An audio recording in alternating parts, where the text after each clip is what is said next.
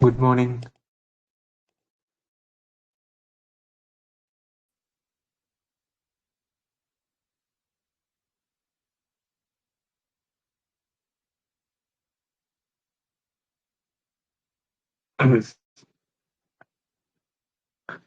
PDF visible ആണല്ലോ. Screen visible ആണല്ലോ.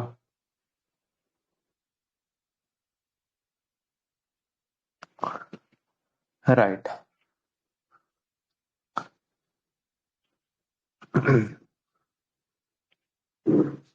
Screen visible ആണല്ലോ. ആരെങ്കിലും ഒരാളൊന്ന് റിപ്ലൈ ചെയ്ത്.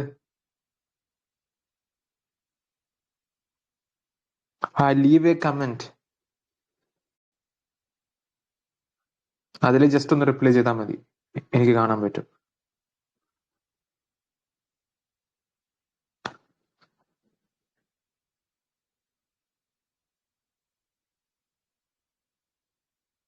യെസ്, ക്ലിയർ ആണ്, വിസിബിൾ ആണ്. ഓക്കെ. സോ നമ്മുടെ ഫസ്റ്റത്തെ ഗൈഡൻസ് ഓൾറെഡി എന്താണ് ഇന്റർവ്യൂ, ഇന്റർവ്യൂയുടെ പർപ്പസ് എന്താണ്, എന്തിനാണ് നിങ്ങളെ ഇന്റർവ്യൂ ചെയ്യുന്നത് എന്നതിനെ കുറിച്ച് വ്യക്തമായിട്ടുള്ള ഒരു കോൺസെപ്റ്റ് നിങ്ങൾക്ക് ഇപ്പോൾ മനസ്സിലായിട്ടുണ്ടാവും. സോ രണ്ടാമത്തത് ഞാൻ ഓൾറെഡി അന്ന് പറഞ്ഞിട്ടുണ്ടായിരുന്നു, ബയോഡാറ്റ എങ്ങനെ ഫില്ല് ചെയ്യണം. ഓക്കെ, ഇതുമായി റിലേറ്റഡ് ആയിട്ട് ഒരുപാട് വീഡിയോസും ഒരുപാട് ഗൈഡൻസും ഒക്കെ പല യൂട്യൂബിലും പല രീതിയിലും നിങ്ങൾക്ക് അവൈലബിൾ ആണ്. എന്നിരുന്നാലും കുറച്ച് കാര്യങ്ങളൊന്ന് ശ്രദ്ധിക്കുക. ഓക്കെ, എനിക്കറിയാം നിങ്ങൾക്ക് ഇതൊക്കെ അറിയാം, എന്നാലും കുറച്ച് കാര്യങ്ങൾ ശ്രദ്ധിക്കുക. ആദ്യമായിട്ട് ഇന്റർവ്യൂവിനൊക്കെ പോകുന്ന ഉദ്യോഗാർത്ഥികളാണെങ്കിൽ ജസ്റ്റ് ഒന്ന് ശ്രദ്ധിക്കുക. സോ നിങ്ങൾക്ക് ഒരു ഫോം ഉണ്ടാവും, ബയോഡാറ്റ എന്നുള്ള ഒരു ഫോം ഉണ്ടാവും. ഇത് ഫില്ല് ചെയ്തിട്ടാണ് നിങ്ങൾ എന്ത് ചെയ്യുക, ഇന്റർവ്യൂവിന് പോവുക. ഇതിന് പുറമെ കുറച്ച് ഡോക്യുമെന്റ്സ് നിങ്ങളുടെ കയ്യിൽ ഉണ്ടാവും. ഓക്കെ, ഇന്റർവ്യൂ കോൾ ലെറ്ററും മെമ്മോ ഒക്കെ. റൈറ്റ്. സോ ബയോഡാറ്റ എന്നുള്ളത് സിംപ്ലി നിങ്ങൾ ആരാണ്, ഹു ആർ യു അല്ല, എക്സാമിൻ എക്സ്പേർട്ട് ബോർഡുകൾക്ക് നിങ്ങളുടെ മുമ്പിലിരിക്കുന്ന ഇന്റർവ്യൂ പാനലിന് നിങ്ങൾ ആരാണെന്ന് മനസ്സിലാക്കാൻ ഉള്ള ഒരേ ഒരു മെത്തേഡാണ് ഈ ബയോഡാറ്റ. സോ ഈ ബയോഡാറ്റ എന്നുള്ളത് ഒരു 3 പേജ് ആണെങ്കിലും അല്ലെങ്കിൽ 2 പേജ് ആണെങ്കിലും ഇത് നിങ്ങൾ ആരാണെന്ന് ഇന്റർവ്യൂ ബോർഡിന് മനസ്സിലാക്കാൻ പറ്റുന്ന ഒരു സോഴ്സ് ആണ്. അല്ലാതെ നിങ്ങളെ കുറിച്ച് ഒരു രീതിയിലും അവർക്കൊന്നും അറിയില്ല. അല്ല, നിങ്ങൾ പ്രിലിംസ് എഴുതി, മെയിൻസ് എഴുതി, ക്വാളിഫൈഡ് ആയി ഇന്റർവ്യൂവിനെത്തി, അത്രയേ ഇന്റർവ്യൂ ബോർഡിനും അറിയുള്ളൂ. സോ നിങ്ങൾ ആരാണ്, ഹു ആർ യു, ആ ചോദ്യത്തിന്റെ ഉത്തരവാണ് ഈ ബയോഡാറ്റയിൽ ഉണ്ടാവേണ്ടത്. മനസ്സിലായോ? This is the basic. ഇത്രയേ ഉള്ളൂ. 2 രീതിയിൽ ബയോഡാറ്റ ഫോമുകൾ അവൈലബിൾ ആണ്. നിങ്ങൾക്ക് ഫസ്റ്റ് ഇംഗ്ലീഷ് മാത്രമായിട്ടുള്ള ഫോം, പിന്നെ ഇംഗ്ലീഷും മലയാളവും രണ്ടും കൂടിയിട്ടുള്ള ഒരു ഫോം. നിങ്ങൾക്ക് കിട്ടുക ഇംഗ്ലീഷും മലയാളവും മിക്സ് ആയിട്ടുള്ള ഫോം ആയിരിക്കും കേട്ടോ. റൈറ്റ്. സോ അതൊന്നും കുഴപ്പമില്ല, ഇംഗ്ലീഷോ മലയാളോ ലെറ്റ് ഇറ്റ് ബി. സോ ഇവിടെ ഇംഗ്ലീഷ് മാത്രമേ ഉള്ളൂ, അതായത് ഇതിന്റെ താഴെ നെയിം ആൻഡ് അഡ്രസ്സിന്റെ താഴെ അതിന്റെ Malayalam, that's all. So interview പാനലിന് കൊടുക്കുന്ന ബയോഡാറ്റയിൽ നമ്മളെ കുറിച്ചിട്ടുള്ള വ്യക്തമായിട്ടുള്ള ഡീറ്റെയിൽസ് ഉണ്ടാവണം. സോ അതിനെ നിങ്ങളെ ഹെൽപ്പ് ചെയ്യാൻ വേണ്ടിയിട്ടാണ് ഈ ഒരു സെക്ഷൻ. സ്റ്റാർട്ട് ചെയ്യാം. നെയിം ഓഫ് ദ പോസ്റ്റ്, ഏത് എക്സാമിനാണ് അല്ലെ, ഏത് എക്സാമിന്റെ ഇന്റർവ്യൂവിനാണ് നിങ്ങൾ അവിടെ എത്തി നിൽക്കുന്നത്. Secretariat assistant.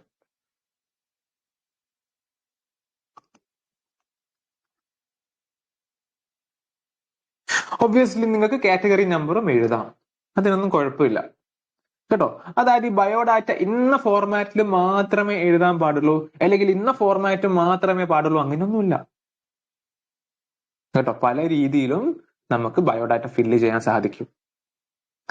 So category number എഴുതുക, സെക്രട്ടേറിയറ്റ് അസിസ്റ്റന്റ് 2025-26, അല്ലെങ്കിൽ കാറ്റഗറി നമ്പർ ഏതാ വർഷം അത് എഴുതിയാലും മതി, 24 25. റൈറ്റ്. പിന്നീട് ഒരു ക്രമ നമ്പർ ഉണ്ടാവും, SL നമ്പർ. അത് നിങ്ങൾ ഇന്റർവ്യൂ നിങ്ങളുടെ നോട്ടിഫിക്കേഷൻ ആയിട്ട് നിങ്ങൾക്ക് അത് കിട്ടും, ക്രമ നമ്പർ ഉണ്ടാവും. അതാണ് നിങ്ങൾ ഇവിടെ എഴുതേണ്ടത്. അതിപ്പോഴും ഒരുപാട് പേർക്ക് കിട്ടിയിട്ടുണ്ടാവാം ക്രമ നമ്പർ, SL നമ്പർ. റൈറ്റ്. ഇതാണ് ഫസ്റ്റത്തെ കാര്യം. റൈറ്റ്. പിന്നീട് നെയിം ആൻഡ് അഡ്രസ്. അറിയാലോ, നിങ്ങളുടെ പേരും അഡ്രസ്സും വളരെ വളരെ നീറ്റായിട്ട് കൺസൈസ് ആയിട്ട് എഴുതുക. എന്താണ് നിങ്ങളുടെ പേര്? എക്സ്. വീട് പേര് XY. നിങ്ങളുടെ സ്പെസിഫിക് ആയിട്ടുള്ള ഒരു ലൊക്കേഷൻ ഉണ്ടാവും അല്ലെ? നഗർ അല്ലെങ്കിൽ ക്ലബ്, ലൈബ്രറി, സ്പെസിഫിക് ആയിട്ടുള്ള ലൊക്കേഷൻ എഴുതുക. നിങ്ങളുടെ ഡിസ്ട്രിക്ട് ആൻഡ് ജില്ല. നിങ്ങൾ ഒരു കാര്യം ശ്രദ്ധിക്കണം, നിങ്ങൾ താമസിക്കുന്ന സ്ഥലത്തിന്റെ, നിലവിൽ താമസിക്കുന്ന പ്ലേസിന്റെ സ്ഥലത്തിന്റെ അഡ്രസ് ആയിരിക്കണം നിങ്ങൾ എഴുതേണ്ടത് കേട്ടോ. അല്ലാതെ ഒരു പക്ഷെ നിങ്ങളുടെ SSLCയും +2 ഒക്കെ വേറെ അഡ്രസ് ആയിരിക്കാം ഉണ്ടാവുക. നിങ്ങൾ ഇപ്പൊ താമസിക്കുന്ന അഡ്രസ് വ്യത്യാസം ഉണ്ടാവും. ഇപ്പൊ താമസിക്കുന്ന അഡ്രസ് ആണ് നിങ്ങൾ എഴുതേണ്ടത്. ഫസ്റ്റ് ചോദ്യം തന്നെ, ഇന്റർവ്യൂ പാനലിൽ നിന്ന് ഫസ്റ്റ് ചോദ്യം തന്നെ നിങ്ങൾക്ക് ഇവിടുന്ന് പ്രതീക്ഷിക്കാം. നിങ്ങളുടെ സ്ഥലത്തിന് എന്തെങ്കിലും സ്പെഷ്യാലിറ്റി ഉണ്ടെങ്കിൽ ചോദ്യം പ്രതീക്ഷിക്കാം. നിങ്ങളെ സ്ഥലത്തിനെ കുറിച്ച് നിങ്ങൾക്ക് അറിയായിരിക്കാം, അതിന്റെ സ്പെഷ്യാലിറ്റിയും അതിന്റെ എന്തെങ്കിലും പ്രത്യേകതകളും, അല്ലെ ഇന്ത്യയിൽ ആദ്യമായി എന്തെങ്കിലും, അല്ലെങ്കിൽ കേരളത്തിൽ ആദ്യമായി എന്തെങ്കിലും. സോ അങ്ങനെയുള്ള സ്പെസിഫിക് ആയിട്ടുള്ള ഡീറ്റെയിൽസ് എന്ത് ചെയ്യുക, ജസ്റ്റ് ഒന്ന് നമ്മുടെ നാടിനെ കുറിച്ച് നമ്മൾ ജസ്റ്റ് ഒന്ന് ബോധവാന്മാരായിരിക്കുക. ഓക്കെ, ഫസ്റ്റ് ചോദ്യം തന്നെ നിങ്ങൾക്ക് പ്രതീക്ഷിക്കാം. ഈ നമ്മൾ പ്രിപ്പയർ ചെയ്യുന്ന ഈ ബയോഡാറ്റയിൽ എവിടുന്ന് വേണമെങ്കിലും നമുക്ക് ചോദ്യം പ്രതീക്ഷിക്കാം കേട്ടോ. അത് നിങ്ങളുടെ മൈൻഡിൽ ഉണ്ടാവണം. യഥാർത്ഥത്തിൽ name of the post, secretariat assistant exam മാത്രമല്ല ഇത് കണ്ടക്ട് ചെയ്യുന്നത്. പക്ഷെ ഇതിന്റെ ഒരു പേര് സെക്രട്ടേറിയറ്റ് അസിസ്റ്റന്റ് എന്നാണ് പൊതുവെ നമ്മൾ പറയാം. ഈ നെയിം ഓഫ് പോസ്റ്റ് വെച്ച് ഫില്ല് ചെയ്യുന്ന ജോലികൾ ഏതൊക്കെയാണെന്ന് അറിഞ്ഞിരിക്കുക. ഈ ജോലിയുടെ പ്രത്യേകതകൾ എന്താണെന്ന് അറിഞ്ഞിരിക്കുക. ശരിക്കും പറഞ്ഞാൽ നെയിം ഓഫ് ദ പോസ്റ്റ് മുതൽ തന്നെ നിങ്ങൾക്ക് ചോദ്യങ്ങൾ പ്രതീക്ഷിക്കാം.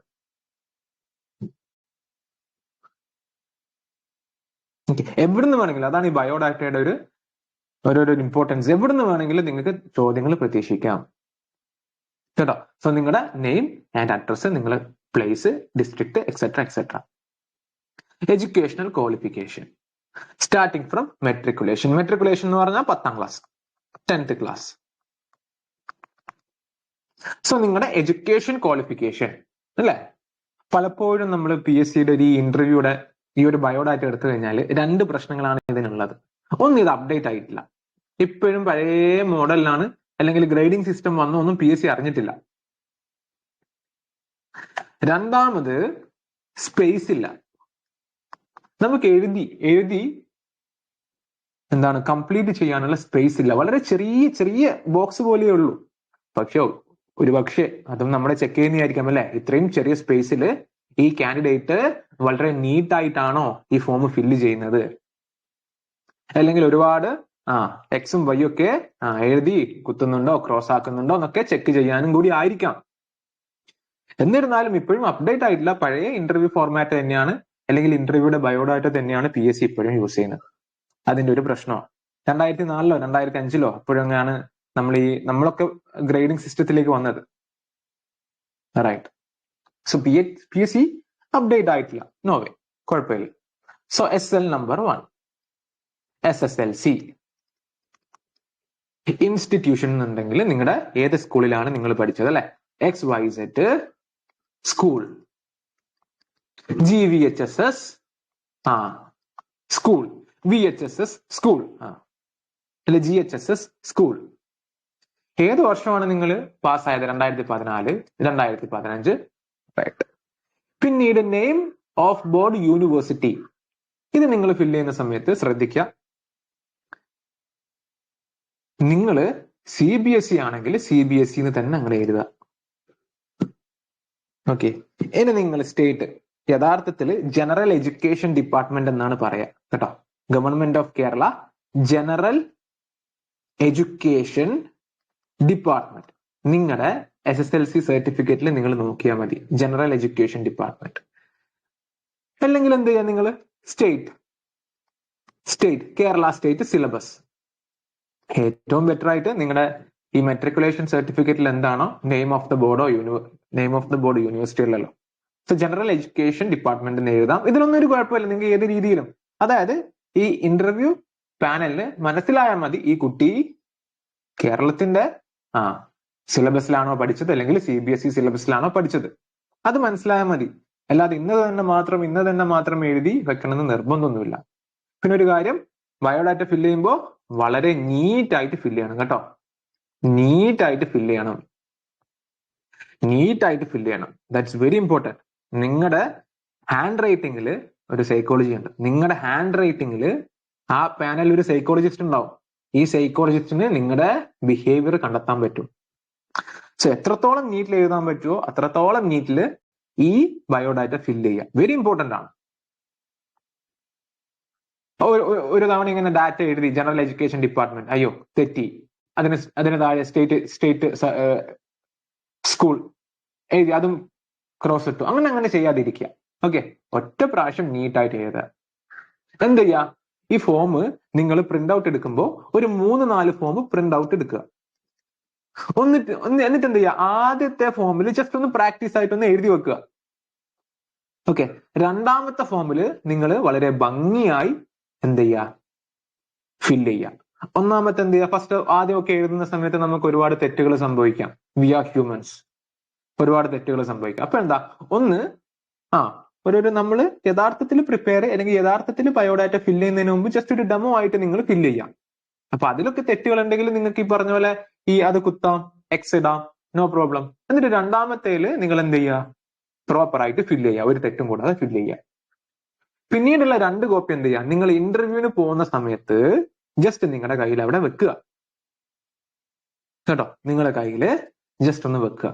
ഇൻഫാക്ട് അവിടുന്ന് എന്തെങ്കിലും വ്യത്യാസങ്ങൾ വരുത്തണമെങ്കിൽ കേട്ടോ, അവിടുന്ന് എന്തെങ്കിലും 90% അതിന്റെ ആവശ്യമില്ല, പക്ഷെ എന്നാലും എന്തെങ്കിലും ഒരു മാറ്റങ്ങൾ വരുത്തണമെന്നുണ്ടെങ്കിൽ നിങ്ങൾക്ക് എന്ത് ചെയ്യുക, ഈ ഫോം വെച്ച് 2 ഫോം ബാക്കി കയ്യിലുണ്ടല്ലോ, ഇത് വെച്ച് ഫില്ല് ചെയ്യുക. ബി സ്മാർട്ട് കേട്ടോ. പ്രിന്റ് ഒക്കെ എടുക്കുമ്പോൾ ഒരു 3-4 എടുക്കുക. അതാകുമ്പോ കുഴപ്പമില്ല. എന്ത് ചെയ്യും, നിങ്ങളിപ്പോ ഇന്റർവ്യൂവിന് പോയി കഴിഞ്ഞിട്ട് നിങ്ങളുടെ ഈ പറഞ്ഞ പോലെ നിങ്ങളുടെ ഇതിൽ എന്തെങ്കിലും മാറ്റമൊക്കെ ഉണ്ടെന്ന് കാണുമ്പോൾ നിങ്ങൾക്ക് ടെൻഷൻ ആവും അല്ലെ, ടെൻഷൻ ആവും. നിങ്ങൾ വിചാരിക്കും എന്റെ കയ്യിൽ ഫോം ഇല്ല, ഞാനിപ്പോ ഇനി എവിടെ പോയിട്ടാ പ്രിന്റ് എടുക്കുക, ഇനിയിപ്പോ ഞാൻ എന്താ ചെയ്യുക. അങ്ങനെ നിങ്ങൾ മൊത്തത്തിൽ പേടിച്ച് ഇന്റർവ്യൂ കുളവാക്കി വരും. ഓക്കെ, അവിടെയും ഒരു സൈക്കോളജി ഉണ്ട്. അങ്ങനെ നമ്മുടെ കയ്യിൽ അല്ലെ എന്തെങ്കിലും മിസ്റ്റേക്ക് പറ്റിയിട്ടുണ്ടെങ്കിൽ ആ സ്പോട്ടിൽ തന്നെ ഫില്ല് ചെയ്യാൻ നമ്മുടെ കയ്യിൽ ഇനിയും 2 ഫോം ഉണ്ട്. സോ നമ്മുടെ കോൺഫിഡൻസ് ഡൗൺ ആവില്ല. അല്ലെ, ജസ്റ്റ് അവിടെ നോക്കിയിട്ട് എന്താണ് മിസ്റ്റേക്ക്, ബാക്കിയൊക്കെ കോപ്പി പേസ്റ്റ് ചെയ്ത് എന്താണ് മിസ്റ്റേക്ക് അത് മാറ്റുക. That's all. അല്ലാതെ ഫോമിന്റെ പുറകെ നമ്മൾ ആ സമയത്ത് ഓടേണ്ട കാര്യമില്ല. So it is important. ഇതിന്റെ ആവശ്യം 90% വരില്ല. എന്നാലും ജസ്റ്റ് ഒരു സേഫ്റ്റിക്ക് നമ്മൾ എന്ത് ചെയ്യുക, കീപ്പ് ചെയ്യുക കേട്ടോ. പലരും ചെയ്യുന്ന മിസ്റ്റേക്ക് ആണ്, നിങ്ങൾ ചെയ്യാതിരിക്കുക, കുറച്ച് സ്മാർട്ടായിരിക്കുക. പിന്നീട് പലർക്കും ഉള്ള ഒരു കുഴപ്പമാണ്, നമ്മൾ 2005 ശേഷമായിരിക്കും നിങ്ങൾ മിക്കവരും എന്ത് ചെയ്യുക, ഗ്രേഡിംഗ് സിസ്റ്റത്തിലേക്ക് വന്നു. അതിനു മുമ്പൊക്കെ ക്ലാസ്സും ഡിസ്റ്റിങ്ഷനും ഫസ്റ്റ് ക്ലാസ്സും സെക്കൻഡ് ക്ലാസ്സും ഒക്കെ ആയിരുന്നല്ലോ. 2005 ശേഷമാണ് നിങ്ങൾ SSLC ഇരുന്നുണ്ടെങ്കിൽ അല്ലെങ്കിൽ ഗ്രേഡിംഗ് സിസ്റ്റത്തിന് ശേഷമാണ് നിങ്ങൾ ഉള്ളതെങ്കിൽ നിങ്ങൾ എന്ത് ചെയ്യുക, നിങ്ങൾക്ക് എത്ര A+ കിട്ടി, എന്താണ് 8 A+, 2 A, അല്ലെങ്കിൽ 7 B+, 3 A, ഈ രീതിയിൽ എഴുതുന്നതായിരിക്കും കുറച്ചുകൂടി ബെറ്റർ കേട്ടോ. നിങ്ങൾക്ക് എത്ര A+ ഉണ്ട്, അതായത് ഈ പറഞ്ഞ ഇന്റർവ്യൂ പാനലിന് വ്യക്തമായിട്ട് മനസ്സിലാവും, ഈ കുട്ടി ഗ്രേഡിംഗ് സിസ്റ്റത്തിന് വന്ന ശേഷം എക്സാം എഴുതിയ കുട്ടിയാണ്, ഈ കുട്ടിയുടെ 8 A+, 2 A എന്ന് കാണുമ്പോൾ അവർക്ക് വേഗം മനസ്സിലാവും, ദേ ആർ എക്സ്പേർട്സ്. ഓക്കെ, അവര് ഈ എക്സാം ഈ ഇന്റർവ്യൂ പാനലിൽ ഇരിക്കുന്നവര് മണ്ടന്മാരല്ല. ഞാൻ ഓൾറെഡി ഫസ്റ്റ് സെക്ഷനിൽ ഓൾറെഡി നിങ്ങളുടെ അടുത്ത് അത് പറഞ്ഞാണ്, ദേ ആർ റിയലി എക്സ്പേർട്സ്. ഏതെങ്കിലും ഒരു സബ്ജക്റ്റില് നോളജ് ഉള്ളത് കൊണ്ടാണ് അവർ അവിടെ ഇരിക്കുന്നത്. സോ അവർക്കറിയാം, ഇതൊക്കെ അവർക്കറിയാം കേട്ടോ. ഏറ്റവും ബെസ്റ്റ് ഓപ്ഷൻ എന്നുള്ളത് എത്രയാണോ നിങ്ങളുടെ ഗ്രേഡ്, അല്ലെങ്കിൽ എത്ര A+ കിട്ടി, എത്ര A കിട്ടി, എത്ര B+ കിട്ടി എന്നുള്ളത് സ്പെസിഫിക് ആയിട്ട് അവിടെ എഴുതി വെക്കുക എന്നുള്ളതാണ് ഫസ്റ്റ് ഏറ്റവും ബെസ്റ്റ് ആയിട്ടുള്ള option. First option, best option. ഇനി ഇത് എഴുതാൻ ബുദ്ധിമുട്ടുള്ളവർ എന്ത് ചെയ്യുക, ഓവറോൾ ഒരു ഗ്രേഡ് എടുക്കുക. നമ്മുടെ പണ്ടൊക്കെ നമ്മൾ കണ്ടിട്ടുണ്ടല്ലേ, A+ എന്നുള്ളത് 9 മാർക്കാണ്, AN എന്നുള്ളത് 8 മാർക്കാണ്. B+ എന്നുള്ളത് 7 മാർക്കാണ്. ഈ ഒരു പ്രക്രിയ നിങ്ങളൊക്കെ 10ാം ക്ലാസ്സിൽ ചെയ്തിട്ടുണ്ടാവും അല്ലെ? നിങ്ങളുടെ പെർസെന്റേജ് എത്രയാണെന്ന് കണ്ടുപിടിക്കാൻ വേണ്ടിയിട്ട് ഓർമ്മയുണ്ടാവും, നിങ്ങൾക്കൊക്കെ ഓർമ്മയുണ്ടാവും. എന്ത് ചെയ്യുക, രണ്ടാമത്തെ ഓപ്ഷൻ മാത്രമാണ് ഇത് കേട്ടോ. ഏറ്റവും നല്ലത് ഇങ്ങനെ തന്നെ അങ്ങനെ എഴുതി വെക്കുക. ഓക്കെ, ഒറിജിനൽ ആയിട്ട് എഴുതി വെക്കുക. This is the best option. So ആ ഒരു ഡൗട്ട് നിങ്ങൾക്ക് മാറിയിട്ടുണ്ടാവും എന്ന് വിചാരിക്കണം. പലർക്കും ഈ ഒരു ബോക്സിൽ 10th ക്ലാസ്സിലെ SSLCയിൽ ഈ ഒരു പ്രശ്നമുണ്ട്. റൈറ്റ്. രണ്ടാമത് അറിയാലോ അല്ലെ, 12th ലെവൽ +2 12th നിങ്ങൾ ഏത് സ്കൂളിലാണ് പഠിച്ചതെന്ന് സെയിം അല്ലെ, XYZ സ്കൂൾ, GVHSS X. അതിനുശേഷം ഏത് വർഷമാണ്? 2016 2017. ഒരു പക്ഷേ ചില ഉദ്യോഗാർത്ഥികൾക്ക് SSLCക്ക് ശേഷം ഒരു ബ്രേക്ക് വന്നിട്ടുണ്ടാവും. അതൊന്നും ഒരു കുഴപ്പമില്ല, നിങ്ങൾ ആ ബ്രേക്ക് വന്നൊക്കെ അവിടെ എഴുതിക്കോ അല്ലെ. 2014 നിങ്ങൾ SSLC പഠിച്ചിട്ടുണ്ടെങ്കിൽ 2015 നിങ്ങൾ +2 എത്തണം അല്ലെ. 16 നിങ്ങൾ +2 കഴിയണം. +1 ആൻഡ് +2 2 വർഷമാണല്ലോ. ചിലപ്പോ 2018 അല്ലെ 17 ആയിരിക്കും നമ്മൾ കഴിഞ്ഞിട്ടുണ്ടാവാം. അവിടെ ഒരു ഗ്യാപ്പ് വന്നിട്ടുണ്ടാവാം കേട്ടോ. ചിലപ്പോ ഇന്റർവ്യൂ ബോർഡ് അത് ചോദിക്കാം. ആ ചോദിക്കുന്ന സമയത്ത് പ്രോപ്പർ ആയിട്ടുള്ള അല്ലെ എന്തോ ഒരു റീസൺ കൊണ്ടാണ് ഒരു ലാഗ് വന്നിട്ടുള്ളത്. അപ്പൊ ആ റീസൺ എന്ത് ചെയ്യാ പറയാം കേട്ടോ. ഫോർ എക്സാമ്പിൾ, എന്റെ ഒരു സുഹൃത്തുണ്ടായിരുന്നു, +2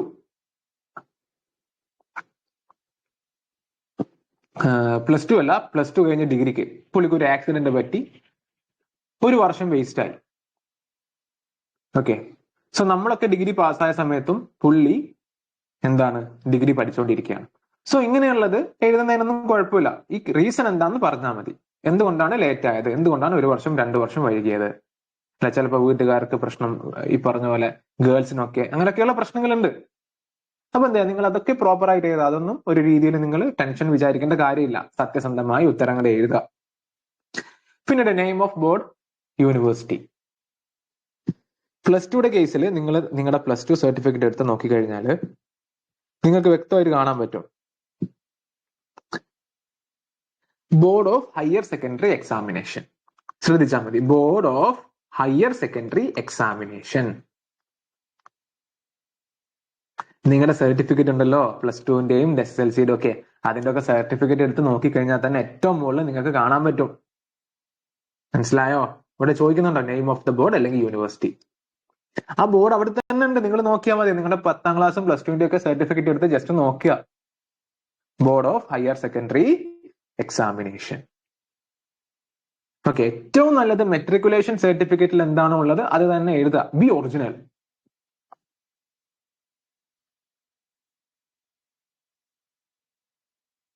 അതേപോലെ തന്നെ +2യുടെ കേസിലും ഈ 10th ലെവലിൽ നമ്മൾ എഴുതിയ പോലെ എത്ര A+ ഉണ്ട്? A+1, ഒരു A+, അല്ലെങ്കിൽ 2 A+, 3 A. ഇതേ രീതിയിൽ തന്നെ നിങ്ങൾക്ക് എഴുതാം. Okay, no problem. അല്ലെങ്കിൽ ഓവറോൾ ആയിട്ട് ഒരു ഗ്രേഡ് ഉണ്ടാവും. നമുക്കറിയാം നമ്മുടെ +2ല് നമുക്കറിയാം നമുക്ക് ഓവറോൾ ആയിട്ട് ഒരു ഗ്രേഡ് ഉണ്ടാവും, അത് എഴുതിയാലും മതി.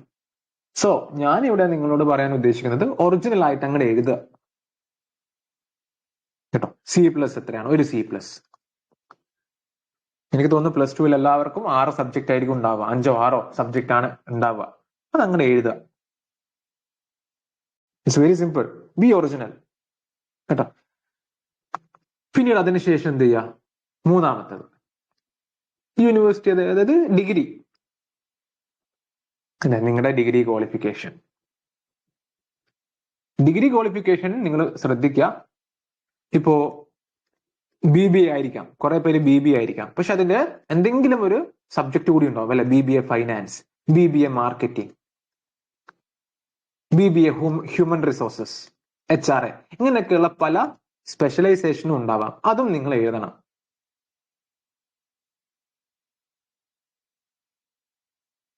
കേട്ടോ. സിമ്പിൾ ആണ് ഇത്, ഇതൊക്കെ സിമ്പിൾ ആണ്. അതിനുശേഷം എന്ത് ചെയ്യാം? യെസ്, ഇൻസ്റ്റിറ്റ്യൂഷൻ, ഏത് കോളേജിലാണ് നിങ്ങൾ പഠിച്ചത്. ഇനി കോളേജിലല്ല, നിങ്ങൾ ഡിസ്റ്റന്റ് ആയിട്ടാണ് ചെയ്തതെങ്കിൽ distant education.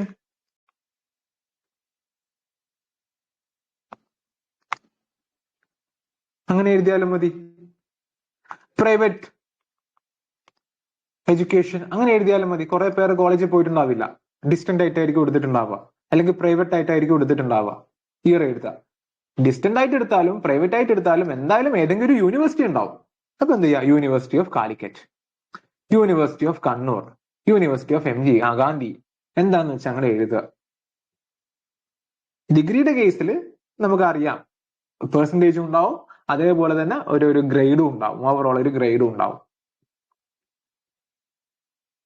Okay, first class എന്നോ സെക്കൻഡ് ക്ലാസ് എന്നോ നമുക്ക് ഡിഫറൻഷിയേറ്റ് ചെയ്യാൻ പറ്റും. 10ാം ക്ലാസ്സും +2 പോലെയല്ല. അപ്പൊ അതനുസരിച്ച് അതും ഫില്ല് ചെയ്യാം. ഇതിന് ശേഷം വീണ്ടും നിങ്ങളുടെ ഹയർ എഡ്യൂക്കേഷൻ MBA എടുത്തിട്ടുണ്ടെങ്കിൽ അത് എഴുതുക. ഇതേ രീതിയിൽ തന്നെ നിങ്ങളുടെ എഡ്യൂക്കേഷൻ പ്രോപ്പറായിട്ട് ഫില്ല് ചെയ്യുക കേട്ടോ. നിങ്ങളുടെ എഡ്യൂക്കേഷണൽ ക്വാളിഫിക്കേഷൻ പ്രോപ്പറായിട്ട് ഫില്ല് ചെയ്യാം. This is very easy. നിങ്ങളുടെ SSLC സർട്ടിഫിക്കറ്റോ +2യുടെ സർട്ടിഫിക്കറ്റോ ഒക്കെ കാണുമ്പോൾ തന്നെ അതിന്റെ മുകളിൽ തന്നെ ബോർഡിന്റെ പേരുണ്ടാവും, നിങ്ങളുടെ ഈ A+, B+ ഉള്ള കാര്യം എല്ലാം അവിടെ തന്നെ ഉണ്ടാവും. റൈറ്റ്. സോ ഈ രീതിയിൽ എന്ത് ചെയ്യുക? എഡ്യൂക്കേഷണൽ ക്വാളിഫിക്കേഷൻ ഫില്ല് ചെയ്യുക. ശ്രദ്ധിക്കുക, നിങ്ങൾക്ക് ഈ 10ാം ക്ലാസ് കഴിഞ്ഞ് ചിലപ്പോൾ ഒരു ബ്രേക്ക് വന്നിട്ടുണ്ടാവാം. +2 കഴിഞ്ഞ് ഒരുപാട് പേർക്ക്, പ്രത്യേകിച്ച് ഗേൾസിനൊക്കെ എന്താണ്, ഡിഗ്രി എഡ്യൂക്കേഷനിലേക്ക് പോകുന്ന സമയത്ത് ഒരു ബ്രേക്ക് വന്നിട്ടുണ്ടാവാം. അതൊന്നും കുഴപ്പമില്ല. നിങ്ങൾ ഏതാ ഇയർ അതേപോലെ തന്നെ അവിടെ എഴുതി വെച്ചാൽ മതി. ചോദിക്കുന്ന സമയത്ത് പ്രോപ്പർ ആയിട്ടുള്ള ഒരു റീസൺ കൊടുത്താൽ മതി കേട്ടോ. റീസൺ കൊടുക്കുമ്പോൾ ഭയങ്കരമായിട്ട് നെഗറ്റീവ് ആയിട്ടുള്ള റീസൺ ഒന്നും കൊടുക്കരുത് കേട്ടോ. ഞാൻ പറഞ്ഞു, ഒന്നാമത്തെ ക്ലാസ്സിൽ പറഞ്ഞു, നിങ്ങളുടെ opinion should be balanced. For example, ഒരു കാൻഡിഡേറ്റ് X, വീട്ടിൽ കുറെ പ്രശ്നങ്ങളുണ്ട്, വീട്ടിൽ ഫിനാൻഷ്യൽ ആയിട്ടുള്ള ഒരുപാട് പ്രശ്നങ്ങളുണ്ട്. അപ്പൊ വീട്ടിൽ നിന്ന് പറഞ്ഞു, നീ ഇനി പോണ്ട, +2 കഴിഞ്ഞ് നീ ഇനി പഠിക്കാൻ പോണ്ടെന്ന് പറഞ്ഞു അല്ലെ. അതുകൊണ്ട് എന്ത് ചെയ്തു? ഒരു 2 വർഷം ബ്രേക്ക് വന്നു. അപ്പൊ എക്സാം ഇന്റർവ്യൂ പാനൽ അവർ നോക്കുകയാണ്. സോ അവർ നോക്കുമ്പോൾ +2 കഴിഞ്ഞിട്ട് കാണുമ്പോൾ മനസ്സിലാവല്ലോ, ഇയർ കഴിയുമ്പോൾ മനസ്സിലാവും.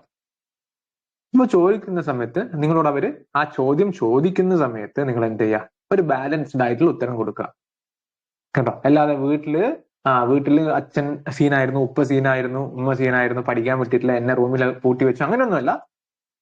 എന്റെ ഫാമിലിക്ക് ഫിനാൻഷ്യൽ ആയിട്ടുള്ള കുറച്ച് പ്രോബ്ലംസ് ഉണ്ടായിരുന്നു, അതുകൊണ്ട് എനിക്കിത് കണ്ടിന്യൂ ചെയ്യാൻ പറ്റിയില്ല. പിന്നീട് ഞാൻ എന്റെ ഒരു ആഗ്രഹപ്രകാരം വീണ്ടും ഞാൻ പഠിത്തം സ്റ്റാർട്ട് ചെയ്തു. അതുകൊണ്ടാണ് അങ്ങനെ ഒരു ബ്രേക്ക് വന്നത്. B positive. എപ്പോഴും ഉത്തരങ്ങൾ നൽകുന്ന സമയത്ത് പോസിറ്റീവായിട്ട് ബാലൻസ്ഡ് ആയിട്ട് കൊടുക്കുക കേട്ടോ. അല്ലാതെ എന്റെ വീട്ടില് ഭയങ്കര പ്രശ്നമായിരുന്നു, ഉപ്പാക്ക് സുഖം ഉണ്ടായിരുന്നില്ല, ഉമ്മാക്ക് സുഖം ഉണ്ടായിരുന്നില്ല, ഈ രീതിയിൽ ഭയങ്കരമായിട്ട് നെഗറ്റീവായിട്ട് ആവാൻ പാടില്ല. എത്രത്തോളം പ്രശ്നങ്ങളുണ്ടോ ആ പ്രശ്നങ്ങളെയൊക്കെ പോസിറ്റീവായിട്ടാണ് നിങ്ങൾ ഫേസ് ചെയ്യുന്നതെന്നുള്ളത് ഈ ഇന്റർവ്യൂ പാനലുള്ളവർക്ക് മനസ്സിലാവണം. ഓക്കെ. സോ അങ്ങനെയുള്ള ടെൻഷനും കാര്യങ്ങളൊന്നും നിങ്ങൾ വിചാരിക്കേണ്ട, പ്രോപ്പർ ആയിട്ട് അങ്ങനെ ഫിൽ ചെയ്യുക. So education qualification is okay. Are you currently employed? If so give details. Government ആണെങ്കിലും പ്രൈവറ്റ് ആണെങ്കിലും നിങ്ങൾ ഫില്ല് ചെയ്യുക കേട്ടോ. ഇപ്പൊ ഓൾറെഡി നിങ്ങൾ ഗവൺമെന്റ് LD ആയിട്ട് വർക്ക് ചെയ്യുന്നുണ്ടാവാം അല്ലെ. ഒരുപാട് പേര് LD ആയിട്ട് വർക്ക് ചെയ്തിട്ട് സെക്രട്ടേറിയറ്റ് അസിസ്റ്റന്റ് എക്സാം ക്രാക്ക് ചെയ്യുന്നവരുണ്ട്. CPOമാരായിരിക്കാം, സിവിൽ പോലീസ് ഓഫീസർമാരായിരിക്കാം. നിങ്ങൾ എന്ത് ചെയ്യുക? യെസ്. എന്താണ് ജോലി? യെസ് എന്ന് എഴുതുക. Are you currently employed? Yes എന്ന് എഴുതുക. ഓക്കെ. എന്നിട്ട് അതിന്റെ ഡീറ്റെയിൽസ് കൊടുക്കുക. ഓക്കെ, എന്താണ് അതിന്റെ ഡീറ്റെയിൽസ്? യെസ്, ഞാനൊരു മോഡൽ പറഞ്ഞുതരാം. I work as LD clerk. Short ആയിട്ടുള്ള ഒരു നെറേഷൻ കൊടുക്കുക. അതായത് 1-2 വാക്കിൽ ഇത് വായിക്കുമ്പോൾ ഈ ഇന്റർവ്യൂ പാനൽ ഉള്ളവർക്ക് മനസ്സിലാവണം, ഈ വ്യക്തി ഇവിടെയാണ് ജോലി ചെയ്തത്. ഇനി പ്രൈവറ്റ് ആയിട്ടാണെങ്കിൽ യെസ്, ഗവൺമെന്റ് ജോലി മാത്രമല്ല, പ്രൈവറ്റ് ആയിട്ട് നിങ്ങൾ ഏതെങ്കിലും ഫേമിൽ വർക്ക് ചെയ്യാണ്, അല്ലെങ്കിൽ എന്തെങ്കിലും സൈറ്റ് വിസിറ്റോ എഞ്ചിനീയറിംഗോ, let it be anything, details കൊടുക്കുക കേട്ടോ. ഇനി നിങ്ങൾ എംപ്ലോയിഡ് ആയിട്ടില്ലെങ്കിൽ നോ ഓർ നിൽ കഴിഞ്ഞു. പിന്നീട് അതിന്റെ ഡീറ്റെയിൽസും കാര്യങ്ങളൊന്നും കൊടുക്കാൻ നിൽക്കണ്ട. That's all. ഓർത്തിരിക്കുക, എംപ്ലോയ്മെന്റ് ജോലി ഇതിനു മുമ്പുണ്ടോ? Yes or no. യെസ് ആണെങ്കിൽ അതിന്റെ ഡീറ്റെയിൽസും കൊടുക്കുക അല്ലെ. നിങ്ങളോട് ചോദിക്കുകയാണ് ജോലി ഉണ്ടോ? Yes, first part. ഉണ്ടെങ്കിൽ ഡീറ്റെയിൽസ് നൽകൂ, രണ്ടാമത്തെ പാർട്ട്. സോ ഈ ഒരു ചോദ്യത്തിന് 2 പാർട്ടായിട്ട് ഉത്തരം നൽകുക. യെസ്, ജോലിയുണ്ട്. പിന്നീട് ഏറ്റവും വലിയൊരു ഡൗട്ടാണ്, ഈ ബയോഡാറ്റ ഇംഗ്ലീഷിൽ ഫില്ല് ചെയ്യണോ മലയാളത്തിൽ ഫില്ല് ചെയ്യണോ, ഏത് ലാംഗ്വേജിൽ വേണമെങ്കിലും നിങ്ങൾക്ക് ഫില്ല് ചെയ്യാം കേട്ടോ, ഒരു പ്രശ്നവും ഇല്ല. കേരള PSC സംബന്ധിച്ചിടത്തോളം ഇംഗ്ലീഷിൽ സംസാരിച്ചാൽ അല്ലെങ്കിൽ ഇംഗ്ലീഷിൽ നിങ്ങൾ ഫോം ഫില്ല് ചെയ്താൽ 10 മാർക്ക് കൂടുതൽ അങ്ങനെയൊന്നുമില്ല. നിങ്ങൾക്ക് വേണമെങ്കിൽ ഇംഗ്ലീഷിൽ മുഴുവനും ഫില്ല് ചെയ്യാം, മലയാളത്തിൽ വേണമെങ്കിൽ മലയാളത്തിലും ഫില്ല് ചെയ്യാം, ഒരു പ്രോബ്ലവും ഇല്ല, നിങ്ങളുടെ ചോയ്സ് ആണ്. But avoid Manglish. Manglish avoid ചെയ്യാം, ഒന്നുകിൽ ഇംഗ്ലീഷ് അല്ലെങ്കിൽ മലയാളം. മംഗ്ലീഷ് വേണ്ട, മംഗ്ലീഷ് എന്നുള്ള ഒരു ലാംഗ്വേജ് ഇല്ല. ഓക്കെ, നമ്മൾ മലയാളികൾ കണ്ടുപിടിച്ച ലാംഗ്വേജ് ആണ് മംഗ്ലീഷ്. സോ ശ്രദ്ധിക്കുക, ഒന്നുകിൽ ഇംഗ്ലീഷ് അല്ലെങ്കിൽ മലയാളം, ഏത് വേണമെന്നുള്ളത് നിങ്ങളുടെ ചോയ്സിനനുസരിച്ചിരിക്കും. അല്ല, നിങ്ങൾ മലയാളത്തിൽ കോൺഫിഡന്റ് ആണെങ്കിൽ മലയാളത്തിൽ എഴുതുക, ഇംഗ്ലീഷിൽ കോൺഫിഡന്റ് ആണെങ്കിൽ ഇംഗ്ലീഷിൽ എഴുതുക, നിങ്ങളുടെ ചോയ്സ് ആണ്. സ്പെസിഫിക് ആയിട്ട് ഇപ്പൊ നിങ്ങൾ ഈ മലയാളം ടീച്ചറിന്റെ ഒക്കെ ഇന്റർവ്യൂവിന് പോവുകയാണെങ്കിൽ ഞാൻ നിങ്ങളെ കമ്പൽ ചെയ്യും, എന്ത് മലയാളത്തിൽ മാത്രം എഴുതിയാൽ മതിയെന്ന്. മലയാളം ടീച്ചറുടെ ഇന്റർവ്യൂവിന് പോകുമ്പോൾ മലയാളത്തിൽ മാത്രം എഴുതിയാൽ മതി എന്ന് ഞാൻ കമ്പൽ ചെയ്യും. പക്ഷെ അവിടെയും നിർബന്ധമൊന്നുമില്ല, നിങ്ങൾക്ക് ഇംഗ്ലീഷ് വേണമെങ്കിൽ യൂസ് ചെയ്യാം കേട്ടോ. അപ്പൊ ഈ ലാംഗ്വേജിന്റെ കാര്യത്തിലൊന്നും ഒരു രീതിയിലും ഒരു പ്രശ്നമില്ല. മംഗ്ലീഷ് അല്ലാതെ ഇംഗ്ലീഷും മലയാളം നിങ്ങൾക്ക് ഏത് രീതിയിൽ വേണമെങ്കിലും നിങ്ങൾക്ക് പ്രിപ്പയർ ചെയ്യാം കേട്ടോ. Right. Previous job experience. If any, please mention the nature of function and responsibilities. നിങ്ങൾക്ക് എന്തെങ്കിലും ഇതിനു മുമ്പ് എക്സ്പീരിയൻസ് ഉണ്ടോ, ജോലി എക്സ്പീരിയൻസ് ഉണ്ടോ? ഉണ്ടെങ്കിൽ യെസ്. അതിലെന്താണ്, അല്ലെ സൂപ്പർവൈസർ ആണോ, സൈറ്റ് എഞ്ചിനീയർ ആണോ, എന്തെങ്കിലും അല്ലെ, എന്തെങ്കിലും ജോലി ഉള്ളവരായിരിക്കാം 90% പേരും. എന്തെങ്കിലും ജോലി ഉള്ളവരായിരിക്കാം. ആ ജോലി ഉണ്ടെങ്കിൽ നിങ്ങൾ അതേപോലെ എഴുതി വെക്കുക, 1-2 വരിയിൽ എഴുതി വെക്കുക. ഇനി ഇല്ലാത്തവരാണെങ്കിൽ നോ, കഴിയും.